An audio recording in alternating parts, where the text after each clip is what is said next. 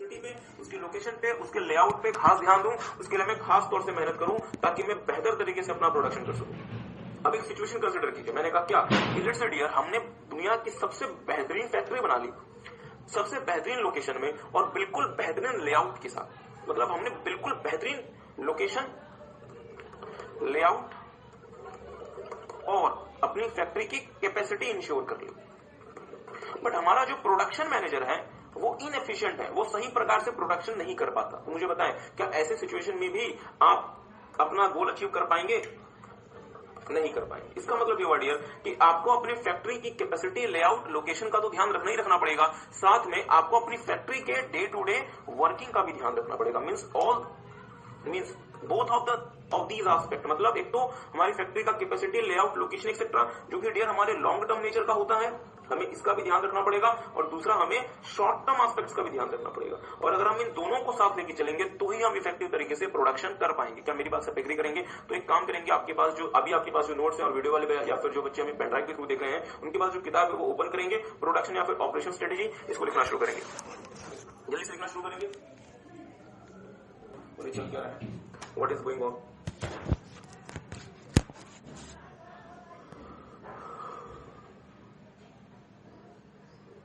पहले लिखने सब सारे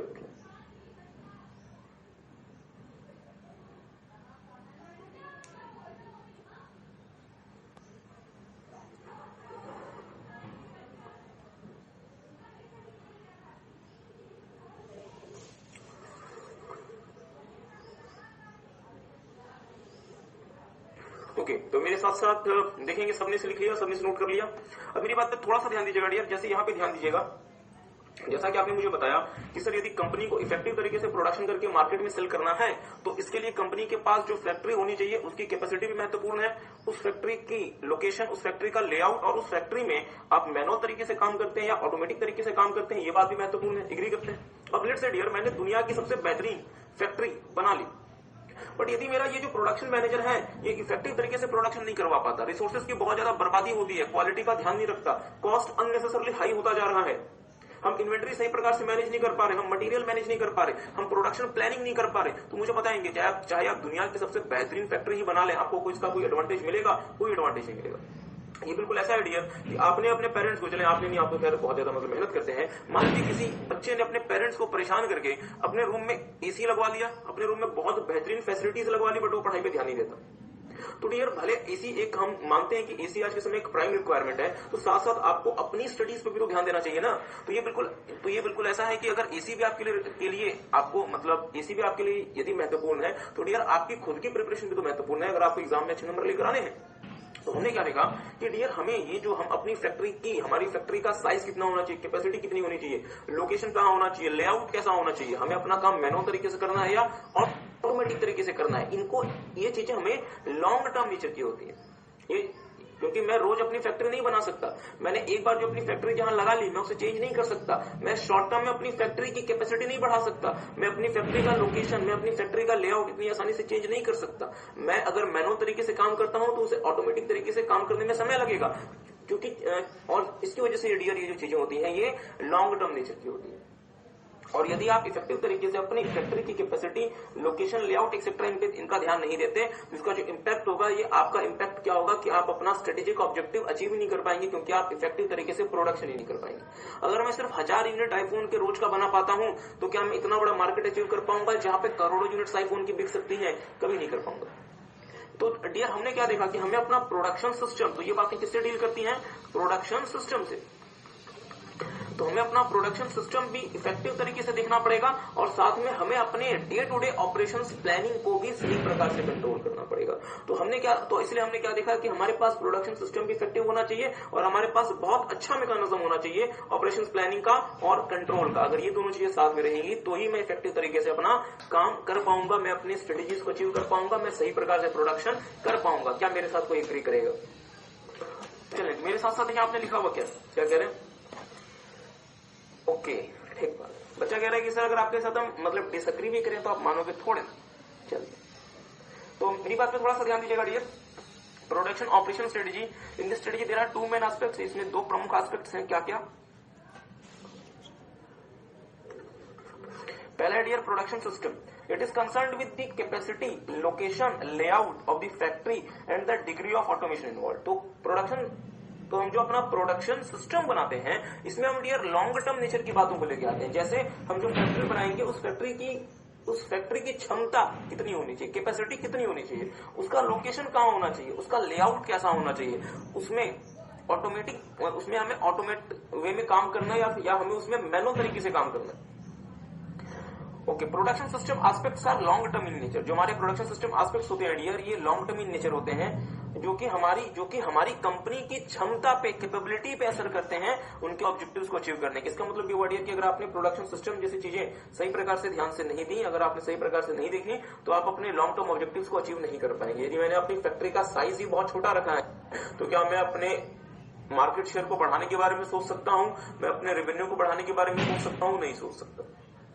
Organization must be very careful while deciding the production system related matters. तो डियर ऑर्गेनाइजेशन को बहुत ज्यादा ध्यान से, बहुत ज्यादा सावधानी पूर्वक प्रोडक्शन सिस्टम रिलेटेड मैटर्स को आइडेंटिफाई करना है, उस पे काम करना है, क्योंकि ये चीजें रोज रोज नहीं होती। एक बार अगर आप प्रोडक्शन सिस्टम रिलेटेड मैटर्स को गलत तरीके से आइडेंटिफाई कर लेंगे, गलत तरीके से अगर आप इनसे प्लान कर लिया, तो कंपनी को इसका लॉन्ग टर्म खामियाजा भुगतना पड़ेगा। आई होप आपको बात समझ आई।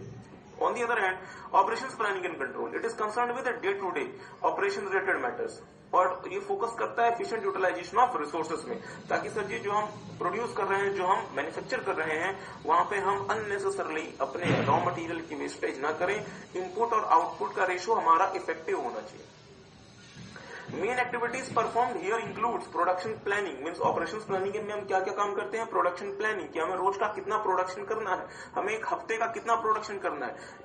आपने डियर मोस्ट प्रोबेबली आपने अपने कॉस्टिंग सब्जेक्ट में बनाया होगा प्रोडक्शन बजट, और इस प्रोडक्शन बजट से आपने आइडेंटिफाई किया होगा कि हमें अगले वीक या अगले महीने या अगले साल या फिर अगले क्वार्टर हमें कितना प्रोडक्शन करना है। एग्री करते हैं? दूसरा, मटेरियल प्लानिंग, हमें रॉ मटेरियल कितना खरीदना है, कब खरीदना है, बिल्कुल सही बात है। हम अपना मटेरियल बजट बनाते हैं, मटेरियल परचेज बजट बनाते हैं। तीसरा, इन्वेंट्री मैनेजमेंट, हम ऐसा नहीं चाहेंगे कि हम अननेसेसरली फिनिश गुड्स बना के इकट्ठा करते रहे जो मार्केट में ना बिके। अननेसेसरली अगर आप फिनिश गुड्स बना के इकट्ठा करेंगे तो डियर वो फिनिश गुड्स आपके खराब भी हो सकते हैं, स्पॉइल भी हो सकते हैं, वेस्ट भी हो सकते हैं। कॉस्ट मैनेजमेंट, इफेक्टिव तरीके से काम करेंगे, एफिशिएंट तरीके से काम करेंगे ताकि खर्चा कम हो। क्वालिटी मैनेजमेंट, हम अपने जो भी हम आउटपुट प्रोड्यूस कर रहे हैं वो हाई क्वालिटी का हो, वो बेस्ट पॉसिबल क्वालिटी का हो, ताकि हमारे क्वालिटी को लेके हमारा कोई इशू खड़ा ना हो। तो मेरे साथ आगे देखेंगे, to achieve the corporate strategy successfully entity needs not only sound production system but also excellent operations planning and control mechanism. मतलब अगर आपको अपनी स्ट्रेटेजीज को सही प्रकार से अचीव करना है तो सिर्फ और सिर्फ आपको साउंड प्रोडक्शन सिस्टम से काम नहीं चलेगा, आपको साथ में क्या चाहिए dear, excellent operations planning and control का मैकेनिज्म चाहिए। तो ये हमारे जो आखिरी की जो ये जो लाइनें हैं, this is the crux of everything. तो हमने क्या देखा कि हमारे पास प्रोडक्शन सिस्टम का मैकेनिज्म भी बहुत अच्छा होना चाहिए और साथ में ऑपरेशंस प्लानिंग एंड कंट्रोल का मैकेनिज्म भी बहुत अच्छा होना चाहिए। क्या मेरी बात से आप एग्री करेंगे? हाँ चले, आपने तो पहले कह दिया। Anyhow, so take some time, हम आपको 1 मिनट देते हैं, एक बार से दोबारा से पढ़ लें, एक बार इसे दोबारा से पढ़ लें। Here we have seen our third strategy is a production or operational strategy. ठीक है, सबसे पहले हमने देखा था marketing strategy, second one is our financial strategy, third है अपना प्रोडक्शन और ऑपरेशनल स्ट्रैटेजी। प्रोडक्शन और operational strategy, there are 2 main aspects. Production और ऑपरेशनल स्ट्रैटेजी में 2 मेन एस्पेक्ट्स हैं। First one is your production system and second one is your operation planning and control. Production system is concerned with the capacity, location, layout of the factory and degree of automation involved. The production system aspects are long-term in nature, which affect the capability of the entity to achieve its objective. Organization must be very careful while deciding the production system related matters. ठीक है, production system से related matters पे decide करने के लिए जो organisation है वो बहुत केयरफुल होनी चाहिए। Second aspects is operations planning and control. Operation planning and control is concerned with day-to-day operation related matters and focused on efficient utilization of the resources. Main activities performed here include production planning, material planning, inventory management, quality management, etc. To achieve the corporate strategy successfully, entity needs not only sound production system but also excellent operation planning and control mechanism. सिर्फ और सिर्फ आपको मेरी बातों को ध्यान से सुनना है, सिर्फ और सिर्फ आपको मेरी बातों को ध्यान से सुनना है। मेरी बात पे थोड़ा सा ध्यान दीजिएगा डियर। ऐसी बातें आपको ऑलरेडी पता है, देखिएगा। चलिए मैं कोशिश जारी है, या तो जान लगा दो या तो ये मेरी फैक्ट्री क्या है। जैसे कि हमने आपको शायद एक बार पहले भी बताया था कि बीइंग अ कंपनी हम सिर्फ एक प्रकार के मिडिल मैन होते हैं between my supplier and my customer. मतलब मेरा काम क्या है कि मैं अपने सप्लायर से रॉ मटेरियल लूंगा और जब ये फिनिश गुड्स बन जाएंगे तो अपने कस्टमर को बेच दूंगा और इस प्रक्रिया में मैं अपना मुनाफा कमाऊंगा। एग्री करते हैं? तो मैंने क्या देखा कि ये मेरा सप्लायर है, ध्यान से मेरी बात को सुनिएगा। ये मेरा सप्लायर है, ये मुझे रॉ मटेरियल देगा, मैं इसे प्रोसेस करके फिनिश गुड्स में कन्वर्ट करूंगा और अपने कस्टमर्स को सेल कर दूंगा। कहानी खत्म। एग्री करते हैं? मेरी बात पे थोड़ा सा ध्यान दीजिएगा। मुझे बताए कौन सा मटेरियल मेरी कंपनी में आ रहा है, कौन सा मटेरियल मेरी कंपनी में आ रहा है, मींस इनबाउंड कौन सा है? रॉ मटेरियल, बिल्कुल सही। कौन सा मटेरियल मेरी कंपनी से जा रहा है? Finish goods. बहुत अच्छा। तो मुझे बस सोच के बताएंगे डियर, क्या मुझे प्रॉपर तरीके से इस रॉ मटेरियल को अपने सप्लायर से अपनी कंपनी में लेकर आना पड़ेगा? हाँ या ना? और जब मेरे फिनिश गुड्स को मैं मतलब when my finish goods will be ready, मुझे इंश्योर करना पड़ेगा कि ये फिनिश गुड्स जो है ये प्रॉपर तरीके से मेरे कस्टमर तक पहुंच जाए। एग्री करते हैं? तो इसका मतलब ये हुआ डियर कि मुझे रॉ मटेरियल को अपनी फैक्ट्री में लेकर आना है। जब ये प्रोड्यूस हो जाएगा, जब ये फिनिश गुड्स में कन्वर्ट हो जाएगा तो मुझे फिनिश गुड्स को अपने कस्टमर को सेल ऑफ कर देना है। एग्री करते हैं? अब इस प्रक्रिया में क्या मुझे डियर ट्रांसपोर्टेशन देखना पड़ेगा? क्या मुझे ट्रांसपोर्टेशन का ध्यान रखना पड़ेगा? सोच के बताएंगे। क्या मुझे ट्रांसपोर्टेशन का ध्यान रखना पड़ेगा? हाँ सर। ट्रांसपोर्टेशन का ध्यान कैसे रखना पड़ेगा कि मैं किस प्रकार से या कौन से ट्रांसपोर्टेशन के मोड से रॉ मटेरियल को अपनी कंपनी में लेकर आऊंगा और फिनिश गुड्स को अपने कस्टमर तक पहुंचाऊंगा। एग्री करते हैं? क्या मुझे इसके साथ साथ वेयर हाउसिंग का ध्यान रखना पड़ सकता है? वेयर हाउसिंग का मतलब होता है जहां पे आप अपना रॉ मटेरियल या फिनिश गुड्स स्टोर करेंगे। ऐसा हो सकता है ना डियर कि मैं जितना मुझे रॉ मटेरियल मुझे फैक्ट्री में रिक्वायर्ड है, इससे ज्यादा रॉ मटेरियल मैंने ऑर्डर कर दिया। ऐसा हो सकता है। तो जो एक्स्ट्रा रॉ मटेरियल बच गया, इसे क्या मैं खुला छोड़ दूं? नहीं ना, इसे मुझे प्रॉपर तरीके से वेयर हाउसिंग करनी पड़ेगी। जो मैंने फिनिश गुड्स प्रोड्यूस कर लिया, क्या ऐसा होगा कि as it is 100% finish goods उसी समय बिक गया, या हो सकता है कि आपको फिनिश गुड्स बाद में भी बेचना पड़े, इसलिए आपको कहीं उसे स्टोर करना पड़ेगा, मींस उसकी वेयर हाउसिंग। एग्री करते हैं? मेरी बात पे ध्यान दीजिएगा। मेरे पास रॉ मटेरियल आ रहा है, वो रॉ मटेरियल बहुत सारा हो सकता है और बहुत महत्वपूर्ण हो सकता है, इसलिए मुझे उस रॉ मटेरियल की प्रॉपर तरीके से हैंडलिंग करनी पड़ेगी। इसे हम नाम देते हैं डियर मटेरियल हैंडलिंग। इसे हम नाम देते हैं मटेरियल हैंडलिंग। ध्यान से मेरी बात सुनिए। इसे हम नाम देते हैं मटेरियल हैंडलिंग। मुझे एक बात सोच के बताएं, मान लीजिए डियर कि मैं एक डिस्ट्रीब्यूटर हूं कार कंपनी का। मैं एक डिस्ट्रीब्यूटर हूं कार कंपनी का, और जो मैं कार बेचता हूं डियर वो मैं मर्सिडीज की कार में सेल करता हूं। जब गाड़ियां ट्रक से मेरे शोरूम में आती हैं, आउटलेट्स में आती हैं, क्या मुझे उन गाड़ियों को बहुत ढंग से हैंडल करना पड़ेगा कि गाड़ियों को नीचे उतारते समय कुछ स्क्रैच ना आ जाए, कोई डेंट ना आ जाए, गाड़ियां डैमेज ना हो जाए? अदरवाइज पता चला 50 लाख की गाड़ी की कीमत आपने घटा के 30 लाख रुपए कर दी, एक छोटे से डेंट से, एक छोटे से स्क्रैच से। तो सोच के बताएं, क्या मेरे दिल में मतलब ख्याल आएगा कि मैं मटेरियल हैंडलिंग सही प्रकार से करूं? हाँ सर। मेरा कस्टमर जब मुझसे कोई ऑर्डर मुझे प्लेस करेगा, क्या मुझे उस ऑर्डर का फुलफिलमेंट भी सही प्रकार से करना पड़ेगा? हाँ सर। तो डियर हमारा ये सारा का सारा मैकेनिज्म कि आपने रॉ मटेरियल अपने सप्लायर से अपनी फैक्ट्री में लेकर आने हैं और अपने फिनिश गुड्स को अपनी फैक्ट्री से अपने कस्टमर तक पहुंचाना है। इस दौरान आपको अपना ट्रांसपोर्टेशन का ध्यान रखना है, वेयर हाउसिंग का ध्यान रखना है, मटेरियल हैंडलिंग का ध्यान रखना है और साथ में ऑर्डर फुलफिलमेंट का ध्यान रखना है। ये सारा का सारा कुछ डियर आप एक साथ किया करते थे, जिसका नाम था लॉजिस्टिक्स। इसका नाम क्या था? Logistics management. कंपनी ने देखा कि सर जी ये सारी की सारी चीजें आपस में इंटर रिलेटेड और ये सारी की सारी चीजें असेंशियल हैं रॉ मटेरियल को फिनिश गुड्स में कन्वर्ट करके मार्केट में बेचने के लिए। तो इसके लिए हमने एक नया टर्म इसके लिए इंट्रोड्यूस कर दिया which is known as logistics. और ये क्या कहलाता है? Logistics management. क्या मेरी बात आप समझ पाए?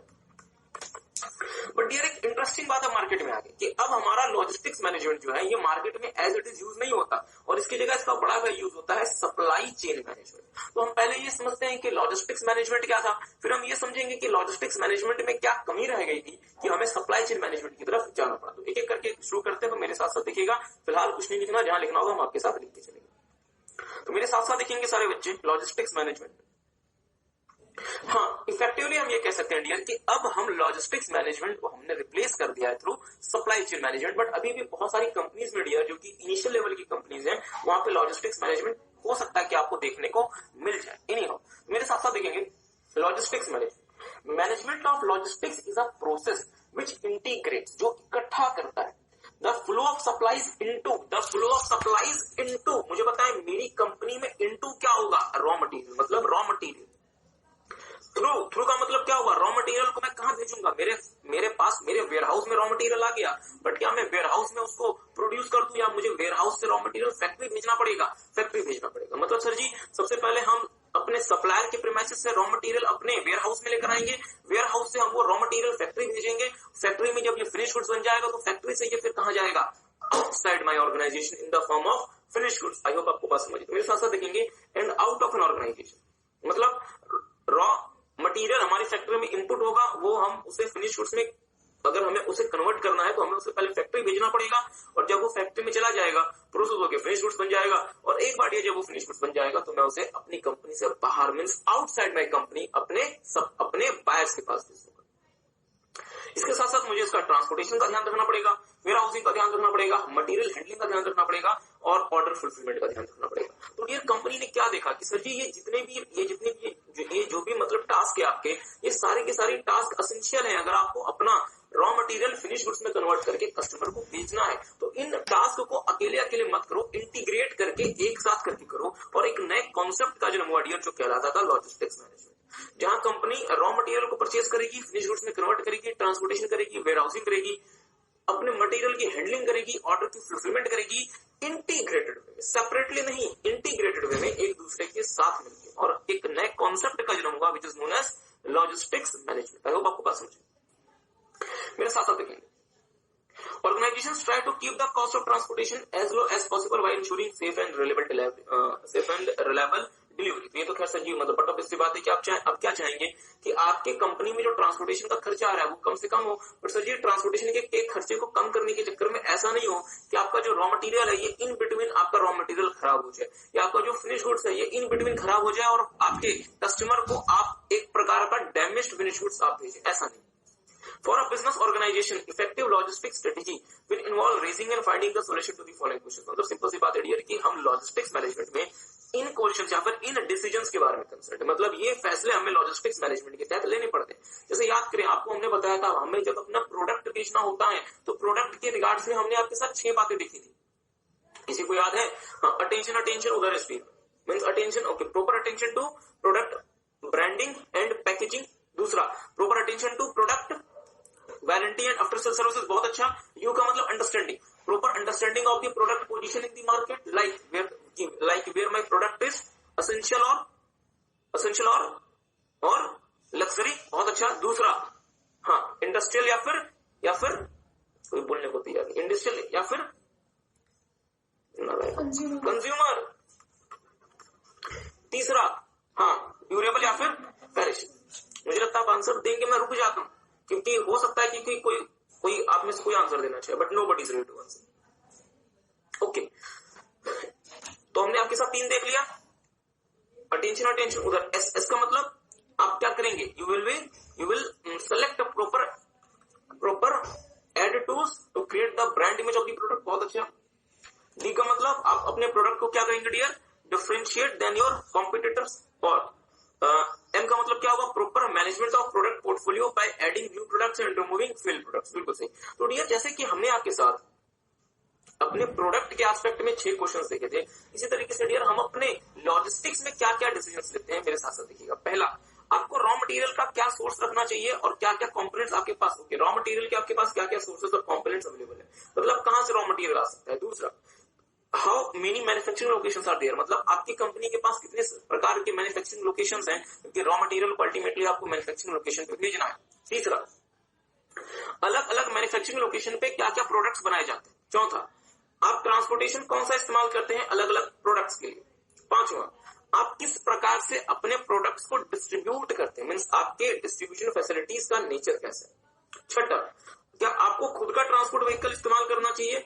और सातवां, क्या आपको खुद के वेयर हाउसेस बनाने चाहिए या फिर थर्ड पार्टी वेयर हाउसेस बनाने चाहिए। ध्यान दीजिएगा मेरी बात, आपको लगेगा कि सर ये चीजें प्रैक्टिकली थोड़े हैं, ये चीजें डियर बिल्कुल प्रैक्टिकल है। जैसे आपको एक छोटा सा एग्जांपल लेते हैं, अमेजॉन, इंडिया की बात नहीं कर रहे, अमेजॉन यूएसए 100% खुद के वेयर हाउसेस बनाता है। किसी जमाने में Amazon third party warehouse इस्तेमाल करता था। अमेजॉन अब for the purpose of transportation Amazon dear 2 companies की सर्विस देता था। एक का नाम था यूपीएस,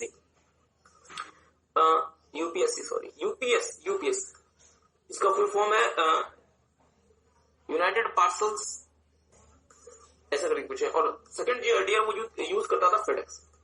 बट अब अमेजॉन कंपनी खुद के ट्रक्स लेकर आ गई, मतलब अमेजॉन ने खुद का अपना ट्रांसपोर्ट व्हीकल इस्तेमाल करना शुरू कर दिया। ठीक बात है। तो मेरे साथ साथ देखेंगे, अगर हमें लॉजिस्टिक्स मैनेजमेंट देखना है तो हमें 7 प्रमुख क्वेश्चंस का जवाब चाहिए। पहला, हमारे पास क्या क्या रॉ मटेरियल के सोर्सेस या फिर हमारे पास क्या क्या कंपोनेंट के सोर्सेस अवेलेबल है, हमारे पास कहां कहां मैन्युफैक्चरिंग लोकेशन है, अलग अलग मैन्युफैक्चरिंग लोकेशन में हम क्या क्या प्रोडक्ट प्रोड्यूस करते हैं, हम कौन सा ट्रांसपोर्टेशन का मोड इस्तेमाल करते हैं, क्या हमें खुद का ट्रांसपोर्ट व्हीकल इस्तेमाल करना चाहिए या फिर हमें थर्ड पार्टी ट्रांसपोर्ट व्हीकल इस्तेमाल करना चाहिए, क्या हमें खुद के वेयर हाउसेस इस्तेमाल करने चाहिए या फिर हमें थर्ड पार्टी वेयर हाउसेस इस्तेमाल करने चाहिए। और फाइनली, अगर आप चाहें तो इसे याद रख भी सकते हैं, हमारे डिस्ट्रीब्यूशन फैसिलिटीज का नेचर क्या होना चाहिए। तो ये आपको 7 पॉइंट्स दिए हुए हैं, आप कोई भी 6 पॉइंट जो कि आपको आसान लगे आप इसमें याद रख सकते हैं, यू कैन इजीली रिमेंबर। मेरी बात पर ध्यान दीजिएगा।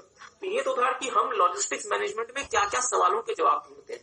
यदि आप अच्छे प्रकार से लॉजिस्टिक्स मैनेजमेंट कर लीजिएगा तो आपको उसका क्या एडवांटेज होगा। इन शॉर्ट कहता है कि मल्टीपल एरियाज में आपके खर्चे बचेंगे। मल्टीपल एरियाज में, ध्यान दीजिएगा, मल्टीपल एरियाज में आपके खर्चे बचेंगे। कैसे?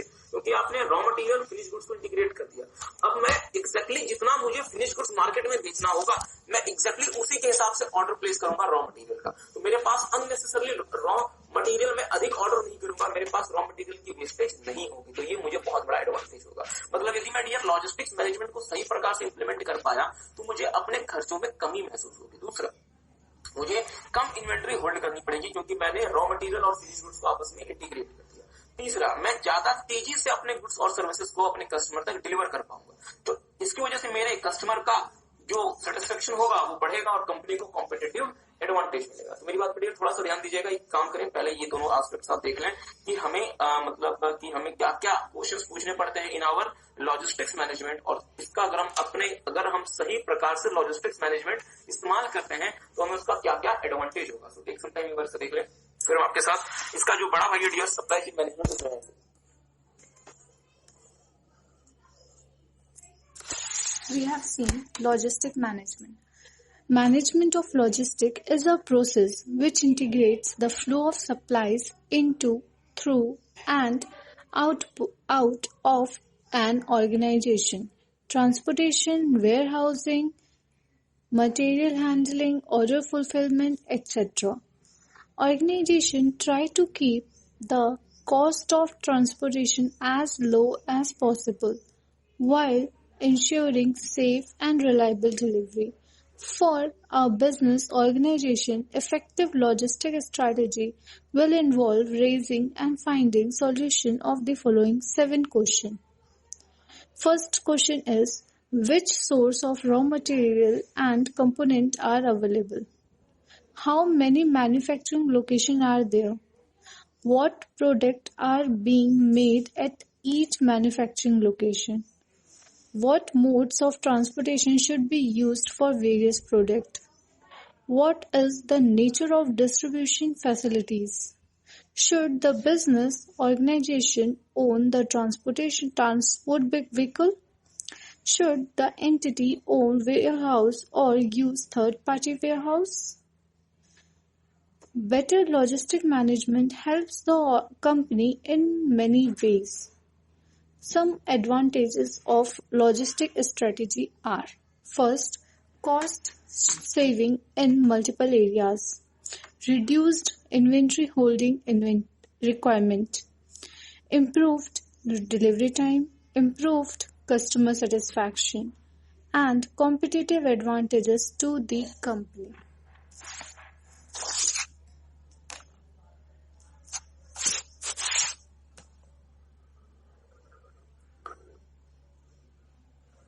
आपको लॉजिस्टिक हो गई तो आपके खर्चे बचेंगे, आपका डिलीवरी टाइम इंप्रूव होगा, इससे आपके कस्टमर की सेटिस्फेक्शन बढ़ेगी और आपको आपके कॉम्पिटिटर के मुकाबले कॉम्पिटिटिव एडवांटेज मिलेगा। मुझे सोच कर कितना आसान है। तो सर जी हाँ चलो एक बार मैं फिर से बताता हूँ।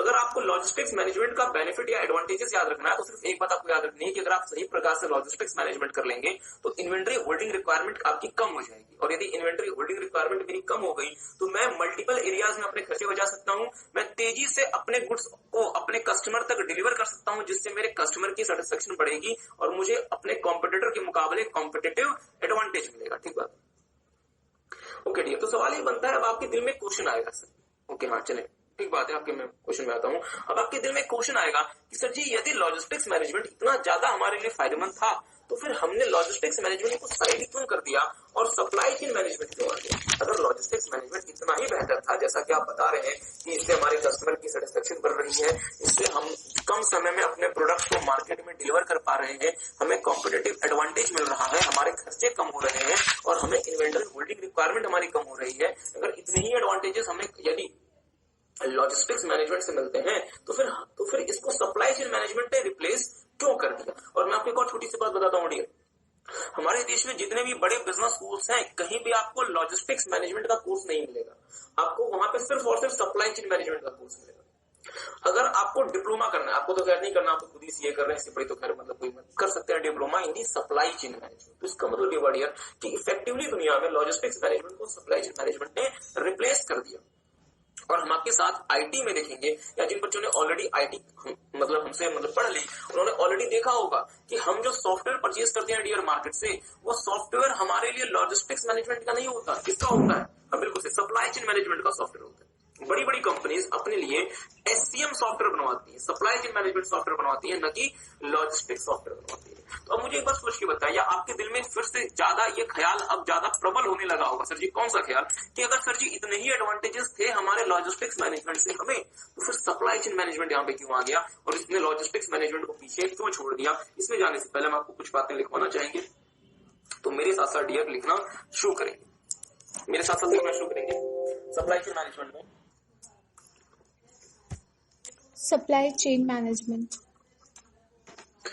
जैसा कि आपको ऑलरेडी पता है डियर कि अगर मान लीजिए हमारी कंपनी है, तो कंपनी बेसिकली क्या है डियर, एक प्रकार से मिडिल मैन है between the supplier and customer.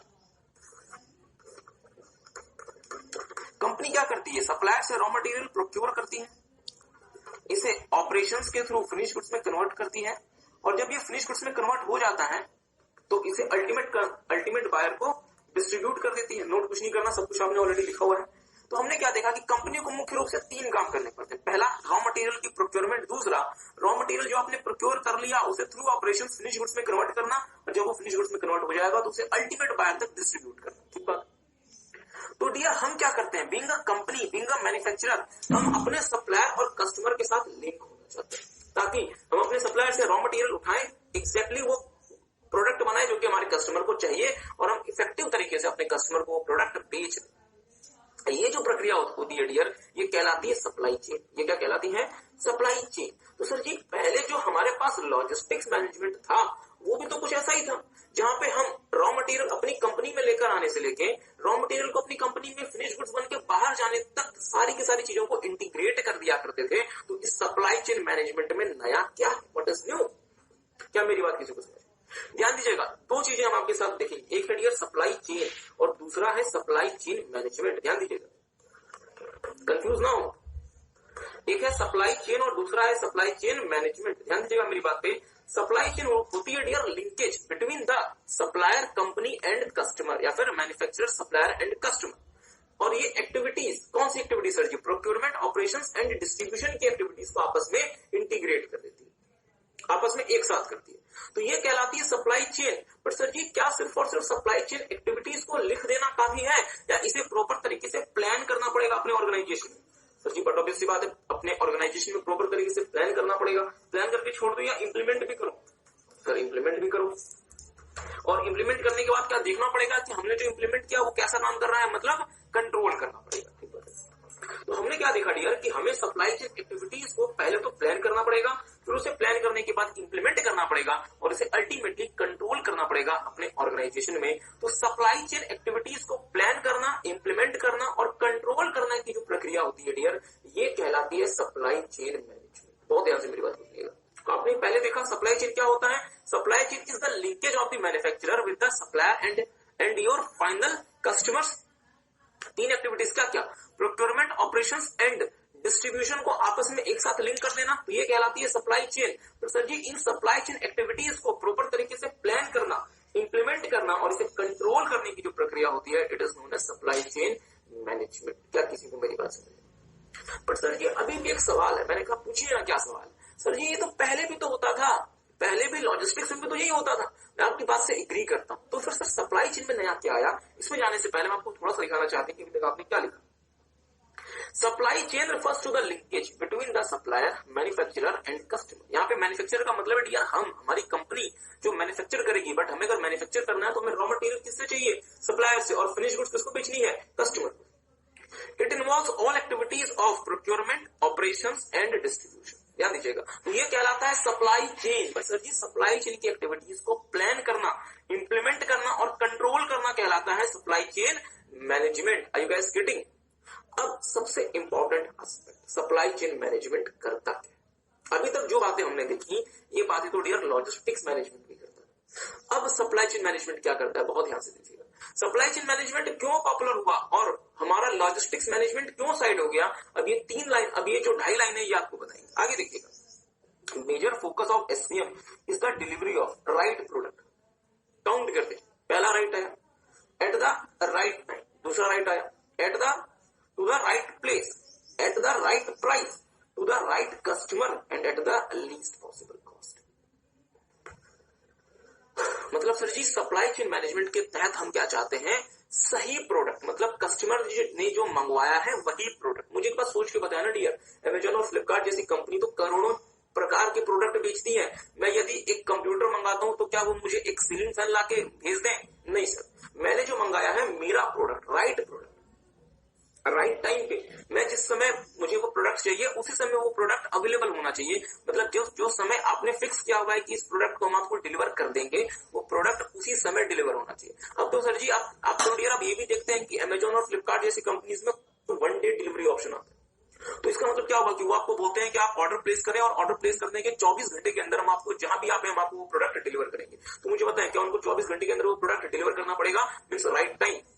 तो सर जी वो प्रोडक्ट उन्हें कहां डिलीवर करना पड़ेगा? जहां आपने उनको कहा है, मतलब राइट प्लेस। तो क्या उस प्रोडक्ट को डिलीवर करने के लिए वो आपसे एक्स्ट्रा चार्ज ले लें या सब कुछ इंक्लूसिव है? इंक्लूसिव है, मतलब राइट प्राइस। क्या मेरे बदले वो प्रोडक्ट किसी को भी देके चले जाएं? नहीं सर, राइट कस्टमर। और इन सारी की सारी चीजों के लिए क्या अमेजॉन और फ्लिपकार्ट जैसी कंपनी बहुत खर्चा कर दें या उनकी अपनी भी कॉस्ट कम होनी चाहिए? सर जी उनकी अपनी भी कॉस्ट कम होनी चाहिए, मतलब लीस्ट पॉसिबल कॉस्ट। मेरी बात पे थोड़ा सा ध्यान दीजिएगा। लेट्स से मैंने एक सेलफोन मंगवाया सैमसंग का। लेट्स से मान लीजिए 20,000 रुपए का सेलफोन था। अमेजॉन का मार्जिन है मान लीजिए 10%, मतलब 2,000। अमेजॉन इसमें कितना कमाएगी? 2,000। पर सर जी अमेजॉन 2,000 कमाने के चक्कर में, मेरी बात पे ध्यान दीजिएगा, अमेजॉन का फायदा कितना है? 2,000। But Amazon right product, right time, right place, right price, right customer के चक्कर में क्या अपना खर्चा 20,000 रुपए कर दे? नहीं सर, अमेजॉन का मुनाफा कितना था? मैक्सिमम 2,000। और यदि अमेजॉन इनके चक्कर में अपना खर्चा 6,000 रुपए कर दे तो अमेजॉन आपको फोन बेच के कुछ कमा रही है या उल्टा गंवा रही है? सर जी गंवा रही है। तो ऐसी कंपनीज क्या सर्वाइव कर पाएंगी? नहीं सर। इसलिए सबसे इंपॉर्टेंट क्या है dear? At the least possible cost. तो सप्लाई चेन मैनेजमेंट क्या इंश्योर करता है? सही प्रोडक्ट सही समय पे, सही प्लेस पे, सही प्राइस पे, सही कस्टमर को भेजा जाएगा। और इन सारी की सारी चीजों को करने के बावजूद कंपनी का अपना जो कॉस्ट आएगा, मीन्स कंपनी की जो खुद की जो कॉस्ट आएगी वो लीस्ट पॉसिबल होगी। इनको इंश्योर करने का काम करता है डियर सप्लाई चेन मैनेजमेंट। वो बहुत ध्यान से बात कीजिएगा। लॉजिस्टिक्स में कुछ ऐसी बातें करता था पर डियर वो इतना ज्यादा फर्म कमिटमेंट नहीं दिखाता था। वहां पे इतना ज्यादा हमें फर्म कमिटमेंट नहीं दिखाई पड़ता था कि वो राइट प्रोडक्ट को राइट टाइम पे, राइट प्लेस पे, राइट प्राइस पे, राइट कस्टमर को लीस्ट पॉसिबल कॉस्ट में डिलीवर करेगा। उसने तो एक बेसिक काम किया था चीजों को इंटीग्रेट करने का। तो हमने क्या देखा डियर कि जो सप्लाई चेन मैनेजमेंट है उसने लॉजिस्टिक्स मैनेजमेंट को वो बहुत आगे लेके चला गया और उसने बहुत एफिशिएंट बना दिया। और डियर उसने इतना एफिशिएंट बना दिया कि हम उसे इंप्रूव्ड लॉजिस्टिक्स मैनेजमेंट का नाम ना देके हमने उसे एक बिल्कुल नया नाम दे दिया जिसका नाम क्या बन गया, supply chain management. Are you guys getting? आगे देखिएगा dear, SCM is a cross functional approach. Cross functional का मतलब सिर्फ एक फंक्शन या एक डिपार्टमेंट का रूल होगा या बहुत सारे डिपार्टमेंट्स का रूल होगा, सर जी मल्टीपल डिपार्टमेंट्स का रूल होगा। That okay, that which okay, जहां पे क्या क्या चीजें इंक्लूड होती हैं, movement of raw material into the organisation, मतलब रॉ मटेरियल आपकी कंपनी में आएगा, and ultimately movement of finished goods outside the organisation for the end consumers as efficiently as possible. जितने एफिशिएंट तरीके से हो सके उतने एफिशिएंट तरीके से डियर हम अपने फाइनल कंज्यूमर्स को, अपने फाइनल कस्टमर्स को हम अपना फिनिश गुड्स भेजेंगे और हम रॉ मटेरियल अपने फैक्ट्री में लेकर आएंगे। ठीक बात है। अगर आप इस बात को देखते हैं डियर तो ये आपको बहुत हद तक लॉजिस्टिक्स मैनेजमेंट जैसा लगेगा, बट इसे लॉजिस्टिक्स मैनेजमेंट से डिफरेंशिएट कौन करता है, एज एफिशिएंटली एज पॉसिबल। मैं लॉजिस्टिक्स मैनेजमेंट में भी इस चीज पे फोकस करता था कि मैं अपने कस्टमर को और अपने रॉ मटेरियल को, अपने सप्लायर को आपस में इंटीग्रेट करूं, बट सर जी वहां पे एफिशिएंसी पे इतना ज्यादा जोर नहीं था जितना ज्यादा जोर एफिशिएंसी पे हम सप्लाई चेन मैनेजमेंट कॉन्सेप्ट में दे। मेरे साथ थोड़ा सा आगे देखिएगा डियर, अब सबसे इंपॉर्टेंट एरिया शुरू हो रहा है, is logistics management same as supply chain management या फिर SCM is conceptually wider than logistics management या फिर logistics versus supply chain management? This is very very very important और एग्जाम में इंस्टीट्यूट का ये फेवरेट क्वेश्चन है, तो मेरे साथ साथ लिखना शुरू करेंगे कि भाई लॉजिस्टिक्स मैनेजमेंट और सप्लाई चेन मैनेजमेंट में डिफरेंस क्या है। आगे लिखिएगा, ओके इसमें लिखना शुरू करेंगे, supply chain management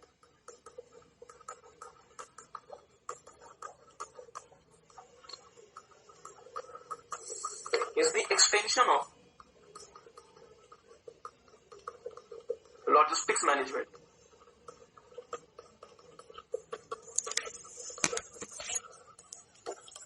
supply chain management क्या होता है? What is the meaning of transform? पूरी तरीके से बदल जाता है। जैसे आपको छोटी सी बात बताते हैं dear,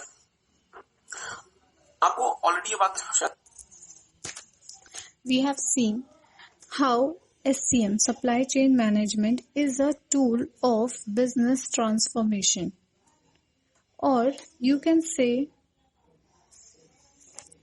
supply chain management is conceptually wider than logistic management. Explain. Supply chain management is the extension of logistic management. However, there are few differences between these two.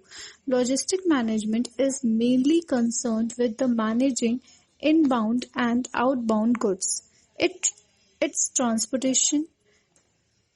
Logistic management is mainly concerned with managing inbound and outbound goods, its transportation, warehousing, material holding, and other fulfillment, etc. These activities are also a part of SCM, but SCM focus on delivering the right product at right time to the right customer at right place for the right price as efficiently as possible.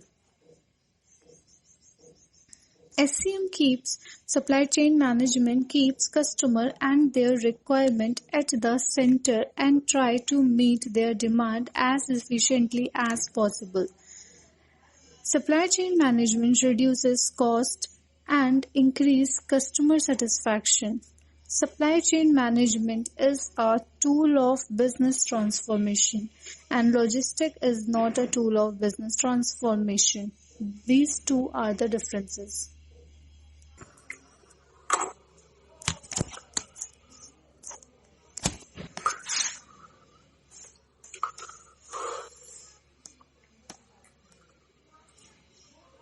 और मैं business transformation से क्या समझता हूं, मुझे बताएंगे dear. गाड़ियां बना रहे हैं, Tata Motors has completely transformed itself. हो गया कि सर जी मुझे मेरा कस्टमर बताए तो मुझे उसकी बात पे यकीन करना चाहिए कि मेरा बिजनेस ट्रांसफॉर्म हुआ या नहीं हुआ। सर जी बट ऑब्वियसली बात है, जब कस्टमर बोले कि सर जी बिजनेस आपका ट्रांसफॉर्म हो गया, कि सर जी आप कितनी अजीब सी वाहियात सी गाड़ियां बनाया करते थे इंडिका जैसी, और आप कितनी बेहतरीन गाड़ियां बना रहे हैं, Tata Motors has completely transformed itself. जब कस्टमर ये बात बोलेगा तो मैं सही में मानूंगा कि मेरा बिजनेस ट्रांसफॉर्म हुआ है, ना कि मेरे कंपनी के यानी चीफ एग्जीक्यूटिव ऑफिसर मुझे बता रहे हैं तो मुझे यकीन करना चाहिए कि बिजनेस ट्रांसफॉर्म हुआ है। एग्री करते हैं? क्योंकि जो मेरी कंपनी के एमडी या फिर जो चीफ एग्जीक्यूटिव ऑफिसर होंगे वो तो हमेशा अपनी बड़ाई करेंगे और हमेशा वो क्या बोलेंगे कि हमने बिजनेस को ट्रांसफॉर्म कर दिया। बट इन रियलिटी क्या सही में बिजनेस का ट्रांसफॉर्मेशन हुआ होगा? नहीं हुआ होगा। और यदि बिजनेस का ट्रांसफॉर्मेशन हुआ होगा तो मेरा जो कस्टमर है वो मुझे खुद बताएगा कि सर जी बिजनेस का आपका ट्रांसफॉर्मेशन, आपका बिजनेस ट्रांसफॉर्म हो चुका है, आपका बिजनेस, आपकी कंपनी बहुत अच्छी हो चुकी है। मुझे एक बात बताएंगे, कस्टमर को क्या ऐसा मिला कि कस्टमर को लगा कि बिजनेस का ट्रांसफॉर्मेशन हो चुका है? सर जी बट ऑब्वियस बात है, कस्टमर को क्या मिला? ऐसा प्रोडक्ट मिला। कंपनी ने कस्टमर को ऐसा प्रोडक्ट या ऐसी सर्विस बना के दी कि कस्टमर को लगा कि इससे बेहतर इस रेट में मुझे कुछ नहीं मिल सकता था, और कस्टमर क्या बोलेगा कि कितनी अच्छी कंपनी है। मतलब ये कंपनी पूरी तरीके से बदल गई। टाटा मोटर्स के बारे में कहा जाता है डियर कि टाटा मोटर्स पूरी तरीके से बदल गई, और टाटा मोटर्स वो टाटा मोटर्स नहीं है जो आज से 15 साल पहले हुआ करती थी।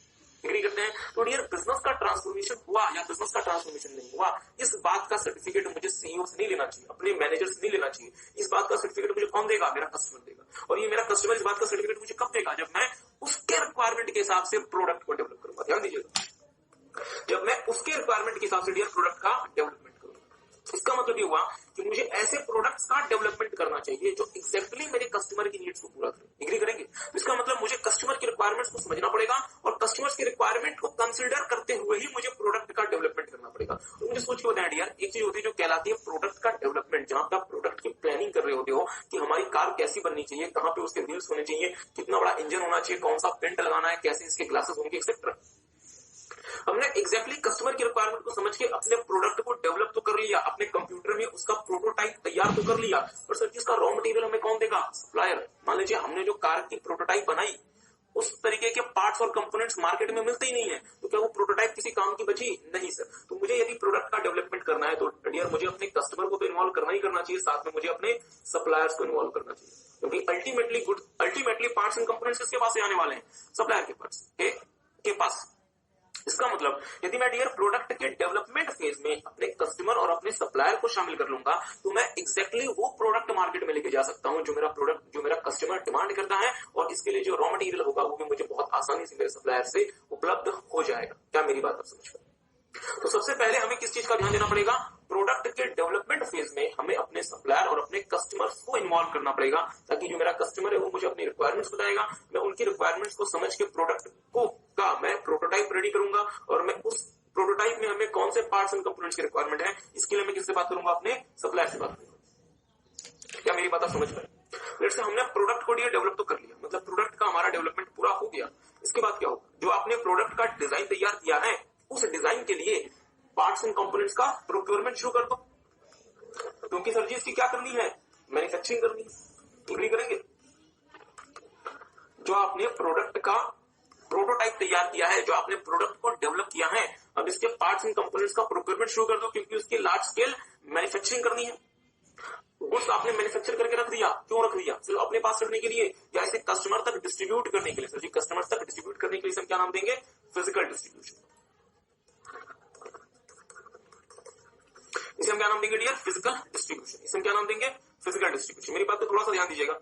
हमने चूंकि अपने कस्टमर के हिसाब से प्रोडक्ट बनाया था, तो हमारा प्रोडक्ट बहुत अच्छा बन गया, और हमारी प्रोडक्ट की डिमांड मार्केट में बहुत ज्यादा थी, बट हम इतने कम समय में नई फैक्ट्री नहीं बना सकते। तो सर ये काम करो ना, आप अपना पूरा का पूरा ध्यान अपने कोर प्रोडक्ट को बनाने में लगाओ, और जितनी भी अननेसेसरी एक्टिविटीज है सबको आउटसोर्स कर दो, मीन्स उनकी आउटसोर्सिंग कर दो, ताकि अननेसेसरी स्पेस आपके पास ना हो, अननेसेसरी आपके पास काम ना हो। आउटसोर्सिंग करने के बाद आपकी पूरी की पूरी टेंशन कहां होगी? क्योंकि अपने कोर प्रोडक्ट की मैन्युफैक्चरिंग में। इससे आप ज्यादा प्रोडक्ट सेल कर पाएंगे, बट क्या आपको कस्टमर सर्विस देनी पड़ेगी? हाँ सर, आफ्टर सेल सर्विस तो देनी पड़ेगी। और एक बार जब आपने कस्टमर सर्विसेज भी दे दी, आपका जो बायर है वो सही प्रकार से डियर वो ही इज नाउ हैप्पी, तो आपको अल्टीमेटली क्या करना चाहिए? अपने परफॉर्मेंस का मेजरमेंट करना चाहिए। तो सर ये बोलना क्या? हम ये कहना चाहते हैं डियर कि अगर हमें अपने बिजनेस को ट्रांसफॉर्म करना है, तो हमारा बिजनेस ट्रांसफॉर्म हुआ या नहीं हुआ ये बात हमें कौन बताएगा? हमारा कस्टमर बताएगा। और सर जी कस्टमर ये बात क्यों बताएगा? यदि हम कस्टमर को एग्जैक्टली वो प्रोडक्ट बना के दे सकें जो कस्टमर डिमांड करते हैं। मीन्स हमें सबसे पहला काम क्या करना है? प्रोडक्ट का डेवलपमेंट, और प्रोडक्ट के डेवलपमेंट के फेज में ही हमें अपने कस्टमर और अपने सप्लायर को इन्वॉल्व करना है। मतलब इसका मतलब ये वर्ड है कि मैं अपनी मनमर्जी से कुछ भी डेवलप करके मार्केट में लेके ना चला जाऊं। एप्पल कंपनी का डियर आईफोन यदि इतना सफल है, तो आपको जान के हैरानी होगी इसके पीछे की कहानी क्या है। सर जी क्या कहानी सुना दो। एप्पल कंपनी ने कई महीनों तक फॉर्च्यून 500 कंपनी के एम्प्लॉयज से मीटिंग की।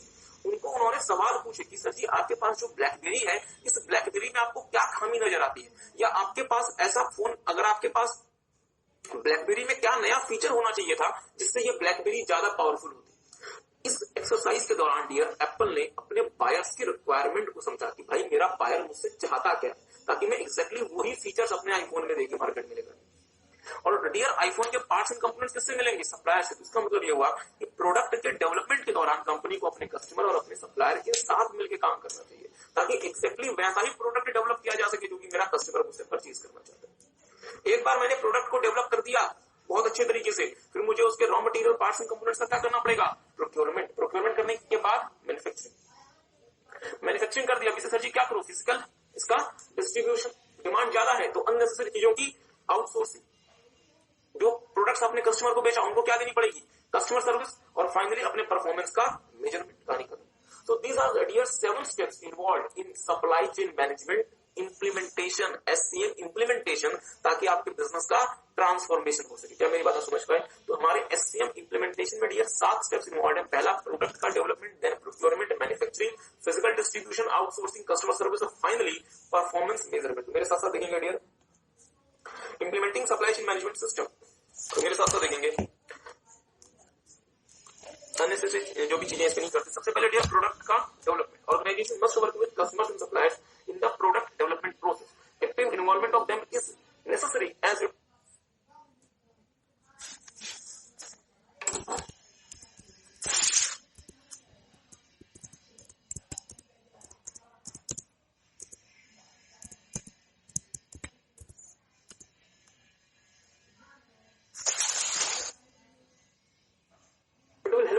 to bring the exact product in the market and in the shorter time period। मतलब अगर आप अपने कस्टमर और अगर अपने सप्लायर को प्रोडक्ट के डेवलपमेंट फेज में शामिल करते हैं डियर, तो आप एग्जैक्टली वही प्रोडक्ट मार्केट में लेकर जाएंगे जो कि आपका कस्टमर आपसे परचेज करना चाहता है। ठीक बात है। दूसरा प्रोक्योरमेंट। जैसे कि आपने प्रोडक्ट को डेवलप कर दिया, फिर आपको जितने भी रिक्वायरमेंट मटीरियल्स हैं उनको प्रोक्योर करने के लिए आपको काम करना पड़ेगा।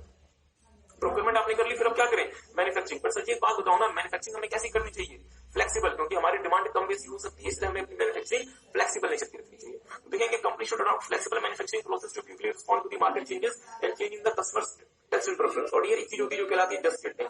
जस्ट इन टाइम वो मैकेनिज्म होता है जो ये कहता है कि आप अपने पास बहुत ज्यादा मटेरियल स्टोर करके ना रखें, जब आपको मटेरियल की जरूरत है तब मटेरियल खरीद के ले आए और अपने पास जितना कम हो सके उतना कम मटेरियल रखें। तो फिर आपको जो मैन्युफैक्चरिंग करनी है आपको वो जस्ट इन टाइम बेसिस पे करनी है। सीए फाइनल में आप जस्ट इन टाइम के बारे में पूरा का पूरा चैप्टर पढ़ेंगे। यहाँ पे सिर्फ एक नाम याद रखें, जस्ट इन टाइम। जिट का फुल फॉर्म होता है just in time. Physical distribution. आपने डियर मैन्युफैक्चरिंग कर ली, अब आपको क्या करना है? राइट प्लेस पे राइट टाइम पे अपने गुड्स को डिस्ट्रीब्यूट करना है, ताकि कोई भी अनसेटिस्फाइड डिमांड ना रहे। डिमांड हमारी ज्यादा थी तो अननेसेसरी चीजों को क्या कर दे? आउटसोर्स कर दे और अपने पास सिर्फ वो काम करें जिसको करने में आप बेस्ट है। ओके। और डियर इस बार हमें क्या करना है? Customer service. जिन कस्टमर्स को हमने गुड्स भेजा हमें उनको क्या करना पड़ेगा? आफ्टर सेल प्रॉपर तरीके से हम उन्हें आफ्टर सेल सर्विसेज देनी पड़ेंगी, ताकि हम उनकी लॉयल्टी को विन कर सकें। और फाइनली परफॉर्मेंस मेजरमेंट की हमने किस तरीके से परफॉर्म किया अलग अलग पैरामीटर्स में। मतलब हमारी कॉस्ट कितनी आई, हमने किस प्रकार से अपने कस्टमर्स को आफ्टर सेल सर्विसेज दी, हमारी प्रोडक्टिविटी क्या रही, हमारी प्रोडक्ट की क्वालिटी क्या रही, एक्सेट्रा। तो हम अपने परफॉर्मेंस को एंड में क्या करेंगे डियर? हम उसे मेजर करेंगे ताकि फ्यूचर में हम अपने परफॉर्मेंस को और ज्यादा इंप्रूव कर सकें। So there are total 7 steps involve in the implementation of SCM. सबसे पहला प्रोडक्ट की डेवलपमेंट, इसके बाद आपको अगर मैन्युफैक्चरिंग करनी तो सर उसके पहले प्रोक्योरमेंट, मतलब प्रोडक्ट की डेवलपमेंट के बाद प्रोक्योरमेंट, देन मैन्युफैक्चरिंग हो गया, फिजिकल डिस्ट्रीब्यूशन, डिमांड बहुत ज्यादा थी, आउटसोर्सिंग, गुड्स आपके पैर के पास पहुंच गए, कस्टमर सर्विसेज और एंड में परफॉर्मेंस मेजरमेंट। एग्जाम में डियर ये क्वेश्चन बहुत बार आ चुका है कि company supply chain management implement करना चाहती है, उसमें क्या क्या स्टेप्स इन्वॉल्व है, टेक सम टाइम एक बार से पढ़ लें। और हम आपके साथ आखिरी हमारा जो मतलब आज का रहता है टॉपिक रिसर्च एंड डेवलपमेंट, उसमें जाएंगे। Our syllabus which is known as R&D strategy, research and development strategy। तो इसमें मूव करेंगे हमारा जो आखिरी जो मतलब टॉपिक है, इसमें हम मूव कर रहे हैं डियर R&D स्टडी। तो मेरी बात पर थोड़ा सा ध्यान दीजिएगा, रिसर्च एंड डेवलपमेंट हमारे लिए क्यों महत्वपूर्ण है। चले 1 मिनट और देते हैं, बात फिर से पढ़ते हैं। पर इस बार आपको अपने जो नोट्स आपने जो लिखे आपको उससे पढ़ना है। आपको कुछ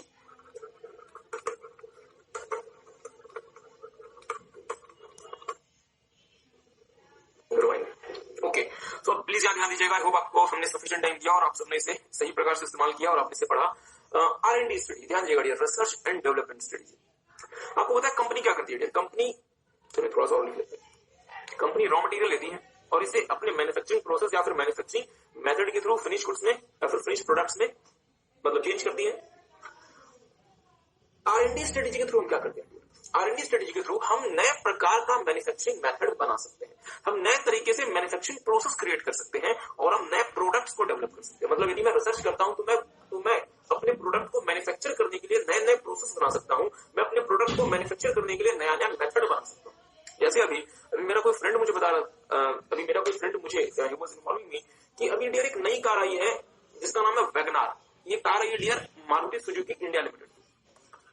इंटरेस्टिंग बात यह है कि इस नई कार का जो वेट है ये पुरानी कार के मुकाबले करीबन 60 केजीज कम है, बट पुरानी कार के मुकाबले ये ज्यादा सी। अब मुझे सोच के बताएं, वेट कम हो गया फिर भी कार स्मूथ से, पर ये कैसे हुआ? क्योंकि डियर मारुति कॉन्टिन्यूस बेसिस पे R&D में पैसा लगाती है ताकि मारुति क्या कर सके, अपने प्रोडक्शन के नए मेथड्स को डेवलप कर सके, प्रोडक्शन करने के नए प्रोसेस बना सके, नए प्रोडक्ट्स को इन्वेंट कर सके, या फिर एग्जिस्टिंग मेथड को बेहतर बना सके, एग्जिस्टिंग जो भी आपका प्रोसेस है उसे बेहतर बना सके, या फिर एग्जिस्टिंग प्रोडक्ट को भी बेहतर बना सके। मतलब ये अगर मैं सही प्रकार से रिसर्च करता हूं, मैं यदि सही प्रकार से डेवलपमेंट करता हूं तो मैं नए प्रोसेस मेथड और प्रोडक्ट्स तो बना ही सकता हूं, साथ में मैं एग्जिस्टिंग प्रोडक्ट्स प्रोसेस और मेथड्स को भी बेहतर बनाने का काम कर सकता हूं और मैं अपनी स्ट्रेटेजी को सही प्रकार से इंप्लीमेंट कर सकता हूं। मुझे बात सोच के बताएंगे डियर, मुझे बात सोच के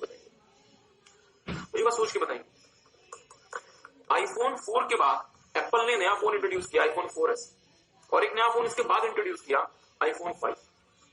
मुझे बताएं 4S और 5 में क्या डिफरेंस? 4S का मतलब क्या होगा? ये आईफोन 4S के ऊपर थोड़ा सा इंप्रूवमेंट, एग्री करेंगे। और आईफोन 5 का मतलब क्या है कि ये कंप्लीटली नया फोन है। अगर मान लीजिए एप्पल कंपनी को अपना रेवेन्यू 5% बढ़ाना है तो आईफोन को अपना रेवेन्यू मान लीजिए 10% बढ़ाना है। अगर आईफोन को अपना रेवेन्यू 10% बढ़ाना है तो क्या पुराने फोन से काम चल जाएगा या आपको इंप्रूव्ड प्रोडक्ट लेकर आना पड़ेगा? इंप्रूव्ड प्रोडक्ट लेकर आना पड़ेगा। मतलब सर जी आपको यदि 4 से 4S में जाना है तो आपको क्या करना पड़ेगा? R&D करना पड़ेगा, रिसर्च एंड डेवलपमेंट करना पड़ेगा, ताकि आप नए मेथड, नए प्रोसेस और so that you can create improved process, improved method and improved products. Agree करते हैं? और अगर आप कॉन्टिन्यूस बेसिस पे R&D करते रहेंगे डियर तो आप इंप्रूवमेंट के साथ साथ new methods, new process and new products भी क्रिएट करने लायक बन जाएंगे। क्या मेरी बात किसी को समझ आई?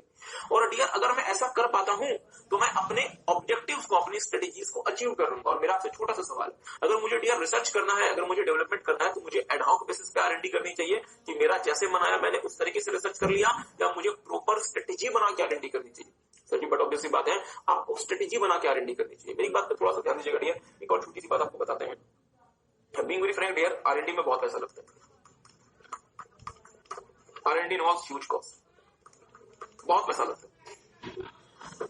R&D में डियर बहुत पैसा लगता है और R&D का जो परिणाम है वो सफल रहेगा, में सक्सेस रहेगा या फेल हो जाएगा, इसकी भी कोई गारंटी नहीं है। एक रिसर्च के मुताबिक 100 में से 100 अगर आप 100 R&D प्रोजेक्ट्स को इनिशिएट करते हैं तो 98 R&D प्रोजेक्ट्स फेल हो जाते हैं, जिसका कोई एडवांटेज कंपनी को नहीं होता। इवन बहुत बार तो क्या होता है डियर कि 100 में से 100 R&D प्रोजेक्ट्स आपके फेल हो जाते हैं। आपको जान के और छोटी सी हैरानी होगी, आपने डियर एक गेम है एंग्री बर्ड्स का नाम सुना होगा, नालायक हमारी क्लास के बच्चे। आपका नाम डियर अमित। अमित जी कह रहे हैं कि सर मैं तो दिन भर खेलता रहता था एंग्री बर्ड्स, नालायक।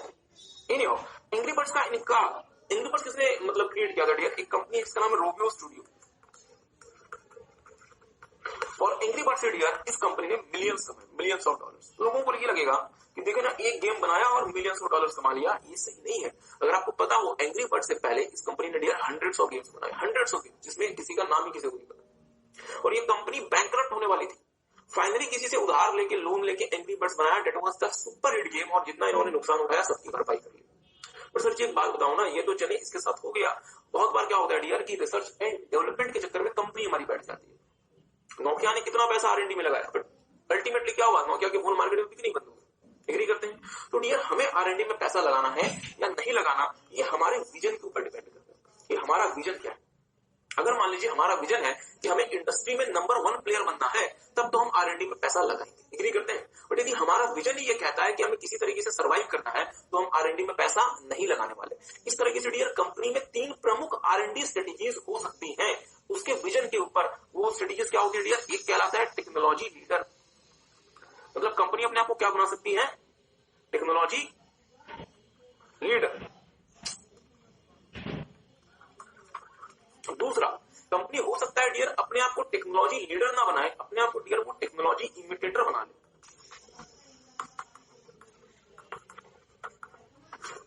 अपने आप को वो क्या बना ले डियर? इमिटेटर। इमिटेटर का मतलब होता है जो व्यक्ति कॉपी करता है। और तीसरा कंपनी हो सकता है अपने आप को बना ले लोअर एंड टेक्नोलॉजी फॉलो। मतलब डियर हमारे पास 3 स्ट्रेटेजिक अप्रोच हो सकते हैं R&D के। मेरी बात पर ध्यान दीजिएगा, ये सुनने में बहुत अच्छा लगता है कि हमें रिसर्च करना चाहिए, बट सर ये रिसर्च में बहुत पैसा लगता है। It amounts huge expense on doing research. Google जैसी इतनी बड़ी कंपनी, उसने एक प्रोडक्ट लॉन्च किया था एलो, गूगल एलो, बहुत पैसा रिसर्च में खर्च किया, अल्टीमेटली एलो बंद करना पड़ा, गूगल प्लस बंद करना पड़ा।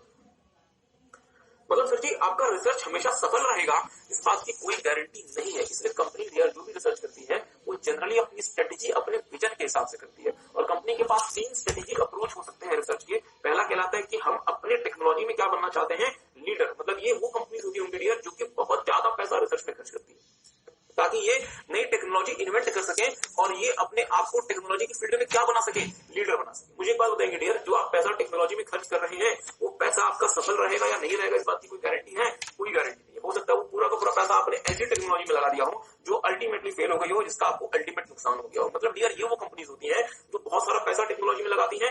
ह्यूज रिस्क होता है क्योंकि सर जी जो टेक्नोलॉजी बन के सामने आएगी, पहली बात ये कि क्या कोई हमारी टेक्नोलॉजी बन के सामने आएगी भी या नहीं आएगी। पता चला कि आपने जितना रिसर्च किया उससे हमें कोई भी आउटपुट नहीं मिला, सारा पैसा बर्बाद। दूसरा, आउटपुट तो मिला बट ये आउटपुट हमारे कस्टमर को पसंद नहीं आ रहा। मतलब हमें एक ऐसी टेक्नोलॉजी हमने इन्वेंट कर ली जो हमारे कस्टमर के लिए किसी काम की नहीं, वो भी बर्बाद हो जाएगा। बट सर जी यहाँ पे हम मानते हैं रिस्क तो ह्यूज होता है, बट यदि आपकी टेक्नोलॉजी कामयाब हो गई तो रिवॉर्ड भी ह्यूज होगा। ध्यान दीजिए, यदि आपकी टेक्नोलॉजी यार कामयाब हो गई तो जो रिवॉर्ड मिलेगा वो भी ह्यूज होगा। एग्री करते हैं? ऑन दी अदर हैंड यार कुछ ऐसी कंपनीज होती हैं जो कि टेक्नोलॉजी को इमिटेट करती है। इमिटेट का मतलब होता है कॉपी। ये वो कंपनीज होती हैं जो कि टेक्नोलॉजी के में लीड नहीं लेती, खुद से नहीं खोजती। एक बार आपने टेक्नोलॉजी खोज ली, वो टेक्नोलॉजी सफल हो गई, फिर ये कंपनीज क्या करेंगी? अपने यहाँ जो इनकी R&D टीम होगी उनको बोलेगी कि सर जी ये प्रोडक्ट लो एप्पल कंपनी का, इसका चीर फाड़ करो, देखो फिंगरप्रिंट स्कैनर एप्पल ने कैसे लगाया है और हमें भी वो टेक्नोलॉजी खोज के दो। बहुत ध्यान से मेरी बात को सुनिएगा। आपको बताओ डियर, दुनिया में सेलफोन में फिंगरप्रिंट स्कैनर की टेक्नोलॉजी लेकर आने वाला एप्पल, तो हम उसे क्या नाम देंगे? हम उसे क्या नाम देंगे? हम उसे नाम देंगे डियर लीडर।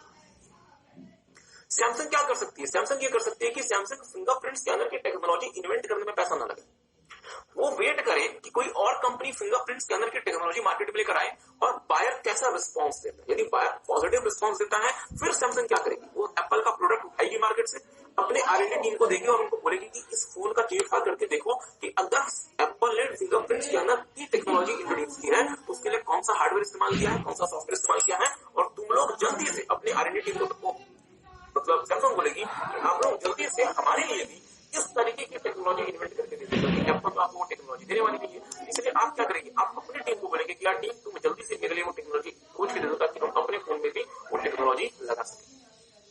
तो ये वो कंपनीज होती है डियर जो कि टेक्नोलॉजी को इमिटेट करती है, कॉपी करती है। मैं ये नहीं कह रहा कि चोरी करती है, ध्यान दीजिएगा, चोरी करना एक दूसरी बात होती है, कॉपी करना एक दूसरी बात है। कॉपी करना और चोरी करना क्या होता है? ये बहुत हद तक सेम लगता है। चोरी करना डियर इलीगल होता है। चोरी करने का मतलब होता है आप किसी कॉपीराइट प्रोडक्ट को चोरी करते हैं, नहीं, आप किसी से कुछ आइडिया कॉपी करते हैं, वो चोरी नहीं है। ध्यान दीजिएगा, अगर आप किसी का कोई आइडिया कॉपी करते हैं it is not a kind of theft. ध्यान दीजिएगा, अगर मान लीजिए मारुति ने एक ऐसा इंजन प्रोड्यूस किया जो कि 30 किलोमीटर की माइलेज देता है, बट उस प्रोसेस को यदि कोई चोरी कर लेता है तो वो गुनाह है। बट यदि इस आइडिया को कॉपी करके कोई और कंपनी अपने इंजीनियर्स को बोलती है कि तुम लोग भी ऐसा इंजन बनाओ, लो हम आपके लिए मारुति की कार लाते हैं, उसके इंजन का चीर फाड़ करो और देखो कि उसमें किस प्रकार से इंजन बनाया गया है, बट कोशिश करना कि एज इट इज इंजन की मतलब कॉपी मत करना, अदरवाइज हमारे ऊपर केस हो सकता है। आप इसी से मिलता जुलता कोई मैकेनिज्म लेकर आओ और हमें भी 30 किलोमीटर माइलेज देने वाला इंजन बना के दो, वो डियर चोरी नहीं है, वो क्या है? कॉपी करना, इमिटेट करना। तो डियर ये वो कंपनीज होती है टेक्नोलॉजी इमिटेटर जो लीड तो नहीं लेती, वेट करती है कि जब तक कोई और कंपनी कोई नई टेक्नोलॉजी लेकर आए, अगर वो टेक्नोलॉजी मार्केट में सफल रहती है तो ये अपने R&D टीम को बोलेगी कि सर जी तुम भी इसे कॉपी करके हमारे लिए ये सेम टेक्नोलॉजी इन्वेंट करके दो। इसके लिए जरूरी है कि इन लोगों के पास जो R&D टीम होनी चाहिए वो बहुत स्ट्रॉन्ग और कैपेबल होनी चाहिए, तभी तो ये एप्पल के फिंगरप्रिंट स्कैनर को कॉपी कर पाएंगे। तो सर जी एक बात बताओ ना, एप्पल के पास R&D टीम क्या स्ट्रॉन्ग नहीं होनी चाहिए? वो तो डियर बिल्कुल होनी चाहिए। एप्पल के अलावा इन कंपनीज की जो कि टेक्नोलॉजी को इमिटेट करती है, उनकी R&D टीम भी बहुत स्ट्रांग होनी चाहिए, क्योंकि एप्पल आपको अपनी टेक्नोलॉजी नहीं दे रही, वो सिर्फ आपको आइडिया दे रही है। आप एप्पल का आइडिया तो कॉपी कर सकते हैं, बट आप एप्पल का फॉर्मूला भी कॉपी कर लेंगे? नहीं सर, फॉर्मूला आपको खुद से इन्वेंट करना पड़ेगा। क्या मेरी बात किसी को समझ है?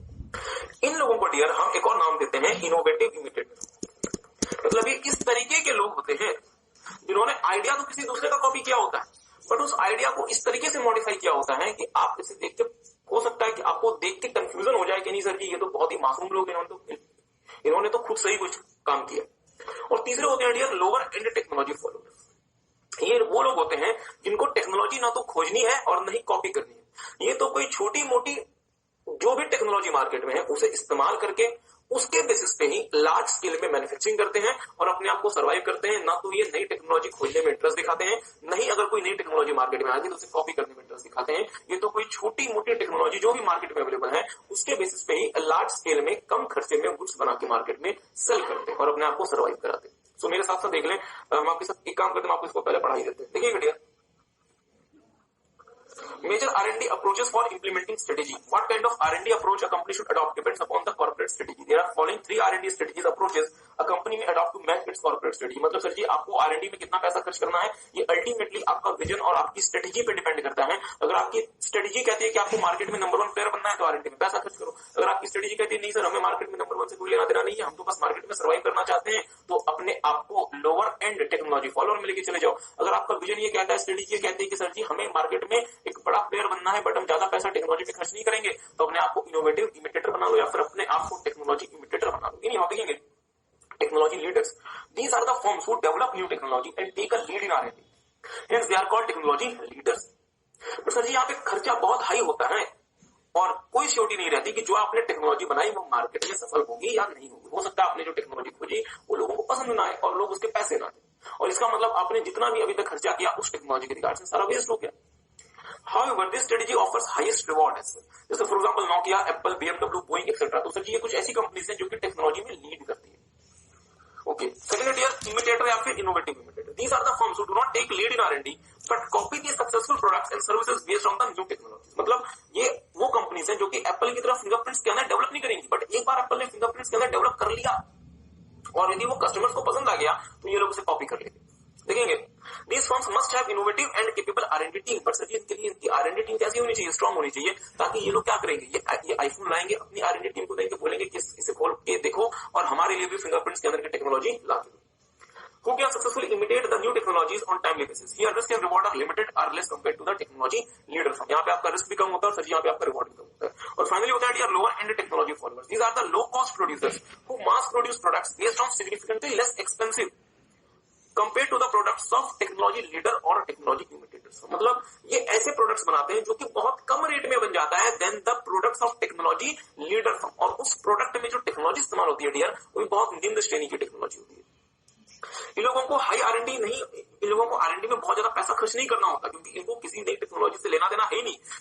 ये क्या करते हैं, ये कोई छोटी मोटी टेक्नोलॉजी उठाते हैं मार्केट से और उसी टेक्नोलॉजी के बेस पे लार्ज स्केल मैन्युफैक्चरिंग करते हैं। और यदि अगर आपको लार्ज स्केल मैन्युफैक्चरिंग करनी है तो आपको पैसा इन्वेस्ट करना पड़ेगा कहाँ, प्लांट एंड मशीनरी में, ताकि आप मास प्रोड्यूस कर सकें। आपको बात समझे मेरे साथ साथ देखेंगे डियर, जैसे फॉर एग्जाम्पल एक फोन आता है जिसका नाम है GoPhone X, 10,000 रुपए का बनता है।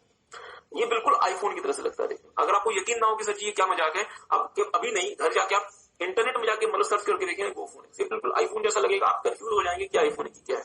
और इसका प्राइस भारत में 10,000 रुपए, जबकि आईफोन X का भारत में प्राइस 80,000 रुपीज। तो मुझे बताएंगे डियर GoPhone X क्या है, लोअर एंड टेक्नोलॉजी फॉलो। देखेंगे डियर कुछ ऐसी कंपनी जो कि लीड करती है इस एरिया में, Apple, Google, Mercedes, Amazon, Microsoft. Okay, कुछ इमिटेटर फर्म्स के बारे में हम आपको बताना चाहते हैं। देखेंगे एप्पल कंपनी, शॉमी डियर एक आपको पता है dear it is a Chinese brand, और किसी जमाने में ये एप्पल के प्रोडक्ट्स बनाया करता था और धीरे धीरे एप्पल के प्रोडक्ट्स बनाते डियर इसने एप्पल को ही कम्पीट करना शुरू कर दिया और ये एप्पल का इमिटेटर बन गया। जैसे फॉर एग्जांपल सेकंड एग्जांपल लेते हैं डियर, अमेजॉन इको के नाम से एक आईओ डिवाइस, एक IoT आता है, इंटरनेट ऑफ थिंग्स आता है, इसको dear as it is copy कर लिया एक कंपनी जिसका नाम है गूगल होम के नाम से। बट इसमें कोई और टेक्नोलॉजी इस्तेमाल होती है, इसमें कोई और टेक्नोलॉजी इस्तेमाल होती है। हाँ एप्पल ने ओके मतलब इस कंपनी ने इस आइडिया को कॉपी किया, मतलब इमिटेट किया। इसी तरीके से आपको पता है डियर गूगल सर्च है, इसी तरीके से एक है तो इसमें इन्होंने क्या किया हुआ है, गूगल सर्च को इमिटेट किया। तो ये लोग क्या कह रहे हैं डियर, प्लीज ध्यान देंगे, R&D is one of the most crucial and important aspect of today's global business as companies must give special attention to R&D function to remain competitive। सही बात है। R&D की मदद से डियर मैं अपनी स्ट्रेटेजी को इंप्लीमेंट कर पाता हूँ। यदि मुझे अपना मार्केट शेयर 10% बढ़ाना है तो उसे मैं कब बढ़ा सकता हूँ, जब मैं नया आईफोन मार्केट में लेके जाऊंगा, जब मैं इंप्रूव्ड आईफोन मार्केट में लेके जाऊंगा। R&D की मदद से मैं नए प्रोडक्ट प्रोसेस या फिर मैकेनिज्म को खोज सकता हूं और अपने एग्जिस्टिंग प्रोडक्ट प्रोसेस या फिर मैकेनिज्म में इंप्रूवमेंट कर सकता हूं। ध्यान दीजिएगा, R&D एम्प्लॉइज और R&D मैनेजर डियर 3 प्रमुख काम करते हैं। R&D मैनेजर्स 3 प्रमुख काम करते हैं। पहला, ट्रांसफरिंग कॉम्प्लेक्स टेक्नोलॉजी, मतलब किसी बहुत ज्यादा कॉम्प्लेक्स टेक्नोलॉजी को एक जगह से दूसरी जगह ट्रांसफर करने का काम ये करते हैं। जैसे फॉर एग्जांपल रेनॉल्ट फ्रांस ने डियर रेनॉल्ट इंडिया ओपन की, तो रेनॉल्ट इंडिया जो ओपन की, तो क्या इसमें क्या आप नए प्रकार से R&D करेंगे या रेनॉल्ट फ्रांस के पास जो R&D पहले से है उसे भारत भेजा जाएगा। मींस क्या हो रहा है यहाँ पे, ट्रांसफर ऑफ कॉम्प्लेक्स टेक्नोलॉजी। तो इसे कौन हैंडल करेगा भारत में, R&D टीम हैंडल करेगी। दूसरा, adapting processes to local raw material and market. मुझे एक बात सोच के बताइए, रेनॉल्ट फ्रांस के पास जो कार बनाने की टेक्नोलॉजी थी उसमें तो फ्रांस के हिसाब से रॉ मटेरियल के हिसाब से बनाई गई होगी, तो क्या मैं भारत में जो कार बनाऊंगा, जो मैं मैकेनिज्म फ्रांस से लेकर आ गया, जो मैं टेक्नोलॉजी फ्रांस से लेकर आ गया, तो क्या मैं सच्ची मटेरियल लेबर भी मैं फ्रांस से लेकर आऊं, या मुझे इस वाली टेक्नोलॉजी को भारत के हिसाब से अडेप्ट करना पड़ेगा, मुझे लोकल कंडीशंस के हिसाब से, लोकल रॉ मटेरियल के हिसाब से, लोकल मार्केट के हिसाब से अडेप्ट करना पड़ेगा। और तीसरा काम हमें क्या करना पड़ेगा डियर, हम जो कार बना के सेल करेंगे हमें उसे भारत के स्पेसिफिकेशंस और भारत के टेस्ट के हिसाब से, भारत के बायर्स के रिक्वायरमेंट के हिसाब से ऑल्टर करना पड़ेगा। क्या मैं वही कार बेच दूं भारत में जो कि मैं यूरोप में बेचता हूं या अमेरिका में बेचता हूं, नहीं सर, मुझे उस कार को भारत के टेस्ट और स्पेसिफिकेशंस के हिसाब से ऑल्टर करना पड़ेगा। तो ये काम भी कौन है, इस काम को भी कौन मैनेज करेगा, हमारा R&D team. So take some time, एक बार से देख लें।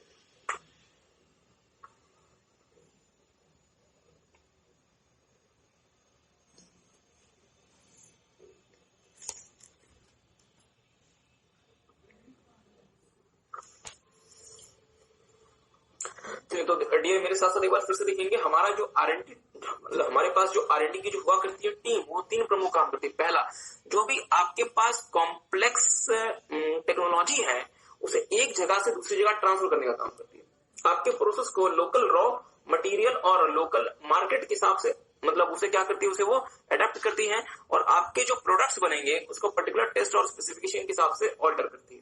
ओके, मेरी बात बढ़िया, थोड़ा सा ध्यान दीजिएगा।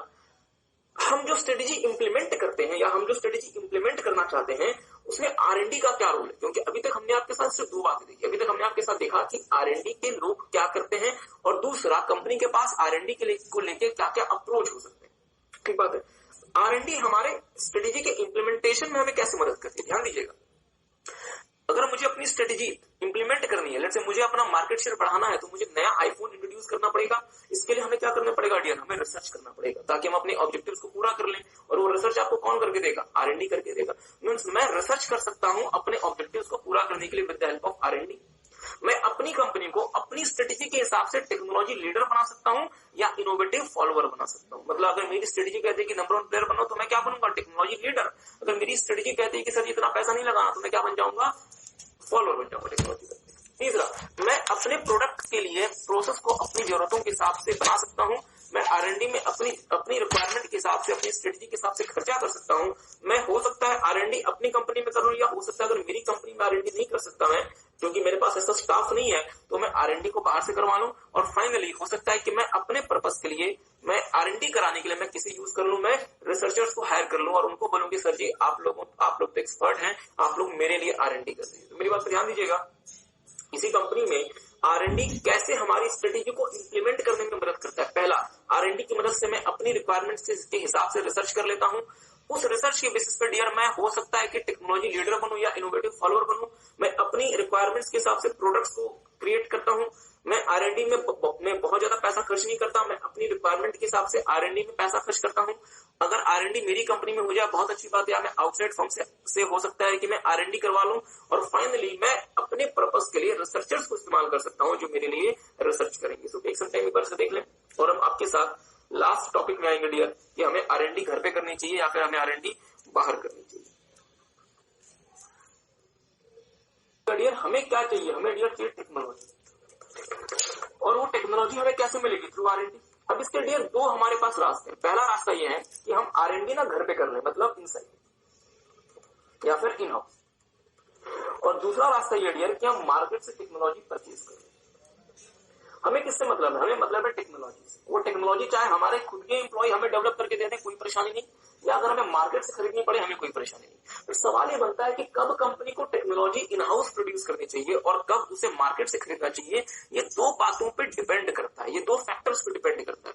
मैं कोई रूल ऑफ थंब नहीं बना सकता कि मुझे हमेशा टेक्नोलॉजी इंटरनली ही डेवलप करनी चाहिए, क्योंकि सर जी टेक्नोलॉजी डेवलप इंटरनली आप इतनी आसानी से नहीं कर सकते, it involves huge cost.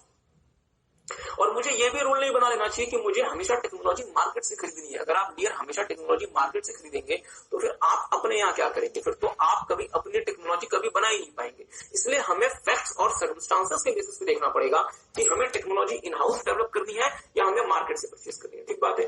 In short कहता है दो फैक्टर्स का ध्यान रखना। हमने कहा सर क्या? एक फैक्टर है मार्केट ग्रोथ रेट, कि मार्केट ग्रोथ रेट कैसी है, और दूसरा फैक्टर है कि आपकी टेक्नोलॉजी में चेंज कैसे हो रहा है। आप जो यूज करेंगे टेक्नोलॉजी उसमें चेंज कैसे हो रहा है। एक बात है, हमें दो फैक्टर्स का ध्यान रखना है, और उन दो फैक्टर्स के बेसिस पे हम बताएंगे कि हमें टेक्नोलॉजी खुद से अपने घर पे डेवलप करनी चाहिए, मतलब अपनी कंपनी में डेवलप करनी चाहिए, या हमें मार्केट से टेक्नोलॉजी बनी बनाई खरीद लेनी चाहिए। तो मेरे साथ साथ देखेंगे यहाँ पे इन हाउस वर्सेस आउटसोर्सिंग। पहला केस ये बनता है डियर कि जो आप टेक्नोलॉजी यूज करना चाहते हैं उसमें चेंज बहुत स्लो है, मतलब उसमें कोई चेंज नहीं होता। ठीक बात है। जैसे फॉर एग्जांपल डियर, अगर आप इस मार्कर को देखेंगे तो आज से 10 साल पहले मार्कर की जो टेक्नोलॉजी थी, आज भी मार्कर की वही टेक्नोलॉजी, इसमें कोई बहुत बड़ा चेंज नहीं हो गया। एग्री करते हैं? और दूसरा, आपका जो मार्केट ग्रोथ है ये भी स्लो है, मतलब मार्केट भी कोई बहुत तेजी से ग्रो नहीं कर रहा। ध्यान दीजिएगा, मतलब आप जो टेक्नोलॉजी यूज करते हैं ना उसमें कोई परिवर्तन है, और जिस मार्केट में आप काम करते हैं ना उसमें कोई परिवर्तन है। अगर दोनों में कोई परिवर्तन नहीं है तो कंपनी चाहे तो खुद से भी इन हाउस R&D कर सकती है, क्योंकि सर जी आप एक बार आप लगाते पैसा और एक बार जो आपको टेक्नोलॉजी मिल जाएगी उसमें कभी चेंज नहीं आना। और दूसरा, आप चाहे तो आप ये देखेंगे कि सर जी मार्केट बहुत स्लो है, ग्रोथ रेट है ही नहीं, तो घर में पैसा लगाने से क्या फायदा, इससे अच्छा है कि मार्केट से वो टेक्नोलॉजी खरीद लो। तो इसका मतलब ये हुआ कि लेट्स से मुझे ये मार्कर बनाना है, तो मार्कर बनाने, क्योंकि इस वाले मार्केट की टेक्नोलॉजी में कोई चेंज नहीं होता, और डियर इस वाले मैं जहां पे ये मार्कर सेल करता हूं इसमें कोई बहुत ग्रोथ नहीं है। ठीक बात है। तो मैं हो सकता है कि डिसाइड करूं कि यार एक बार मुझे टेक्नोलॉजी में पैसा लगाना पड़ेगा, एक बार लगा लो और मेरा काम बन जाएगा। मींस मैं इन हाउस भी कर सकता हूं, और दूसरा मुझे ये लगे कि ये मार्कर मुझे कितने पैसे कमा के देने वाला है, इंडस्ट्री में तो कोई ग्रोथ है नहीं। इससे अच्छा क्या है कि मार्कर की जो भी टेक्नोलॉजी उसे मार्केट से खरीद लो, मतलब कंपनी चाहे तो इन हाउस कर ले या तो मार्केट से परचेज कर ले। ठीक बात है। दूसरा देखिए डियर, जो आपकी टेक्नोलॉजी में ग्रोथ आ रही है वो बहुत फास्ट आ रही है, और आपका जो मार्केट ग्रोथ है वो बहुत स्लो है। मतलब मार्कर मार्केट में दिखते नहीं, ध्यान दीजिएगा, मार्कर मार्केट में दिखते नहीं, बट मार्कर की टेक्नोलॉजी रोज ही बदल जाती है। तो मुझे बस सोच के बताइए, यदि आपकी टेक्नोलॉजी रोज ही बदल जाती है, अगर आपकी टेक्नोलॉजी रोज ही बदल जाती है, तो क्या टेक्नोलॉजी में पैसा घर में लगाना समझदारी है? आपने इतना पैसा खर्च किया, आपके R&D टीम ने जो आपको टेक्नोलॉजी बना के दी, आपको पता चला अगले महीने वो टेक्नोलॉजी बदल गई, तो दोबारा से पैसा लगाओ। चले मैं पैसा लगा ही देता, बट अगर मार्केट में ग्रोथ ही नहीं है तो क्या मैं बेवकूफ हूं, मैं पैसा लगाते रहूं? नहीं सर। तो ऐसे हालात में डियर इससे बेहतर क्या है कि मैं मार्केट से टेक्नोलॉजी खरीदूं, क्योंकि अगर मैं घर में टेक्नोलॉजी डेवलप करने में अगर मैं पैसा लगाता हूं तो हो सकता है कि जब तक वो टेक्नोलॉजी बन के मेरे पास आए मार्केट में इससे बेहतर टेक्नोलॉजी आ जाए, और क्योंकि मार्केट में इतनी ग्रोथ ही नहीं है कि मैं इतना पैसा खर्च करूं, so it is better option कि मुझे मार्केट से टेक्नोलॉजी खरीद लेनी चाहिए। तो मेरे साथ साथ देखेंगे, major investment in R&D not feasible as changing is fast and market growth rate is slow. मतलब सर जी घर में R&D करने में बहुत ज्यादा पैसा मत लगाओ, क्योंकि टेक्नोलॉजी में होने वाला परिवर्तन बहुत फास्ट है और मार्केट में पैसा नहीं है। Due to the fast changing technology, company may end up with obsolete products, so it is better to go with industry and acquire the technology externally. मतलब ये हुआ सर जी कि आप अगर ऐसे इंडस्ट्री में काम कर रहे हो जहां पे टेक्नोलॉजी बहुत तेजी से बदल रही है और अगर आप घर पे टेक्नोलॉजी डेवलप करने में पैसा लगाओगे तो इस बात की संभावना बहुत ज्यादा है कि आप ऐसी टेक्नोलॉजी बना के बैठ जाओगे जो कि आपकी ऑब्सोलीट हो चुकी होगी। तो इससे बेहतर है कि इंडस्ट्री के साथ चले और मार्केट से टेक्नोलॉजी परचेज कर ले। ठीक बात। तीसरा देखेंगे डियर, टेक्नोलॉजी में जो चेंज है वो बहुत स्लो है, मतलब टेक्नोलॉजी में कोई चेंज नहीं होता और मार्केट में ग्रोथ बहुत ज्यादा। तो ध्यान दीजिएगा, अगर मुझे पता चला कि सर जी मार्केट की टेक्नोलॉजी में परिवर्तन नहीं है और मार्केट बहुत बिक रहे हैं, तो मुझे क्या लगेगा कि यार एक बार का वन टाइम इन्वेस्टमेंट है, मार्केट की जो भी टेक्नोलॉजी है वो घर पे ही खोज लो, ताकि मैं पूरी तरीके से उस वाली टेक्नोलॉजी पे अपना मैं अपना क्या रख सकूं यार, कंट्रोल। और चूंकि मार्केट बहुत तेजी से ग्रो कर रही है तो मुझे जो भी पैसा मैं इन्वेस्ट करूंगा वो मेरा रिकवर हो जाएगा। तो अगर ऐसे हालात हैं कि आपकी जो टेक्नोलॉजी है वो बहुत स्लो चेंज हो रही है और मार्केट की ग्रोथ रेट बहुत फास्ट है, तो एक बार आपको खर्च करना है, वन टाइम R&D है। और इससे अच्छा क्या है कि आप इन हाउस R&D कर लें। एक बार जो आप पैसा लगाएंगे, जो आपको मिल जाएगी टेक्नोलॉजी, वो आपके लिए लाइफ टाइम की होगी, हमेशा के लिए होगी। फाइनली सबसे इंपॉर्टेंट ध्यान दीजिएगा, जो आपकी चेंज है टेक्नोलॉजी में वो बहुत फास्ट है और मार्केट का ग्रोथ भी बहुत फास्ट है। ध्यान दीजिएगा, जिस रफ्तार से टेक्नोलॉजी बदल रही है वो बहुत फास्ट है और मार्केट का ग्रोथ भी फास्ट है। मार्केट का ग्रोथ फास्ट होने का मतलब क्या हुआ? मार्केट में पैसा। बट सर जी मार्केट में पैसा मैं एग्री करता हूं, मैं लेट्स से टेक्नोलॉजी में पैसा लगा भी देता हूं, बट जब तक मेरी टीम मुझे वो टेक्नोलॉजी बना के देगी तब तक हो सकता है कि मार्केट में उससे बेहतर टेक्नोलॉजी आ जाए। एग्री करता है, क्योंकि बहुत तेजी से टेक्नोलॉजी बदल रही है। जैसे फॉर एग्जाम्पल लिया, एंड्रॉइड ऑपरेटिंग सिस्टम पिछले 10 साल में इसके 10 वर्जन आ गए, मतलब कितनी तेजी से टेक्नोलॉजी बदल रही है। तो हो सकता है सर अगर टेक्नोलॉजी बहुत तेजी से बदल रही है, इससे अच्छा क्या है कि फिर आप जो भी आप खरीदना चाहते हैं उसे मार्केट से परचेज कर लें टेक्नोलॉजी। एग्री करते हैं, बट एक बात सोच के देखेंगे डियर, थोड़ा सा अपने आप को सीए के रूप में सोच के देखेंगे। अगर मैं एक ऐसी इंडस्ट्री में काम करता हूं जहां टेक्नोलॉजी में बहुत तेजी से परिवर्तन आ रहा है और मैं कहता हूं कि भाई टेक्नोलॉजी में क्योंकि बहुत तेजी से परिवर्तन आ रहा है तो मेरे पास की नहीं कि मैं टेक्नोलॉजी बना सकूं और मैं उसे मार्केट से खरीद लेता हूं, तो मुझे सोच के बताएं, अगर मार्केट में ग्रोथ रेट भी हाई है, मतलब मार्केट में पैसा है, क्या मैं कभी भी भविष्य में यदि चाहूं तो उस टेक्नोलॉजी को खुद से बनाने के पोजीशन में हो सकता हूं? नहीं हो सकता, क्योंकि मुझे डियर आदत लग गई है उस बनी बनाई टेक्नोलॉजी को मार्केट से खरीदने की। एग्री करते हैं? तो इससे अच्छा क्या आइडिया, समझदार लोगों ने कहा कि भाई यदि टेक्नोलॉजी में बहुत तेजी से परिवर्तन हो रहा है और यदि मार्केट ग्रोथ भी फास्ट है और कंपनी यदि खुद से अगर टेक्नोलॉजी खोज ना पाए तो कंपनी एक काम करे, पैसा मार्केट में फेंके और एक ऐसी कंपनी को खरीद ले जो उस टेक्नोलॉजी को बनाने की एक्सपर्ट हो। बहुत ध्यान से मेरी बात सुनिएगा, बहुत ध्यान से मेरी बात सुनिएगा। हमने देखा एंड्रॉइड जो सेलफोन के लिए ऑपरेटिंग सिस्टम बनाता है, और आपको पता है डियर सेलफोन के ऑपरेटिंग सिस्टम इंडस्ट्री में बहुत तेजी से टेक्नोलॉजी बदल रही है और मार्केट ग्रोथ भी बहुत है, क्योंकि स्मार्टफोन का जमाना आ चुका है। पहला ऑप्शन क्या था? गूगल खुद से एंड्रॉइड जैसा कोई टेक्नोलॉजी बना ले, पर गूगल को लगा कि हमारे बस की नहीं। सेकेंड ऑप्शन क्या है? गूगल किसी थर्ड पार्टी से एंड्रॉइड ऑपरेटिंग सिस्टम को खरीद रहा, उनको क्या करता रहे, मतलब बाय करता रहे। अगर गूगल डियर एंड्रॉइड को मार्केट से बना बना एंड्रॉइड यदि खरीदता रहेगा तो क्या गूगल कभी भी एंड्रॉइड के ऊपर अपना कंट्रोल कर पाएगा? कभी नहीं कर पाएगा। तो गूगल ने क्या किया? गूगल ने एंड्रॉइड बना बनाया एंड्रॉइड सॉफ्टवेयर नहीं खरीदा, उस कंपनी को ही खरीद लिया जो एंड्रॉइड बनाती है। इसका मतलब अब वो कंपनी जो एंड्रॉइड बनाती है वो कंपनी मेरी बन गई, तो अब वो जो एंड्रॉइड सॉफ्टवेयर बनाएगी वो सॉफ्टवेयर भी किसका होगा? गूगल का होगा। तो सर जी कहना क्या चाहते हैं? कहना ये चाहते हैं डियर कि यदि टेक्नोलॉजी में बहुत तेजी से परिवर्तन हो रहा है और यदि मार्केट ग्रोथ रेट भी फास्ट है तो इन हाउस R&D फिजिबल नहीं है, क्योंकि टेक्नोलॉजी बहुत तेजी से बदल रही है। बट यदि आप हमेशा बाहर से टेक्नोलॉजी खरीदने के चक्कर में रहोगे तो फिर आप कभी भी खुद से टेक्नोलॉजी नहीं बना पाओगे। तो सर जी रास्ता क्या है? रास्ता ये है कि आप क्या करें, आप एक ऐसी कंपनी को, एक स्पेशलिस्ट फर्म को अक्वायर कर लें जो आपके लिए टेक्नोलॉजी बनाए। मतलब एंड्रॉइड अब आपको नहीं बनाना, गूगल को नहीं बनाना। गूगल ने क्या किया? एंड्रॉइड कंपनी को ही खरीद लिया $50 मिलियन देके 2005 में, और अब गूगल के लिए Android operating system Android company बनाती है। ध्यान दीजिएगा, तो गूगल को क्या फायदा हुआ कि गूगल के पास एंड्रॉइड का नियंत्रण आ गया और उसे एंड्रॉइड खुद से नहीं बनाना पड़ रहा है और एंड्रॉइड गूगल का हिस्सा बन गया। तो फिर कहना क्या चाहते हैं आप?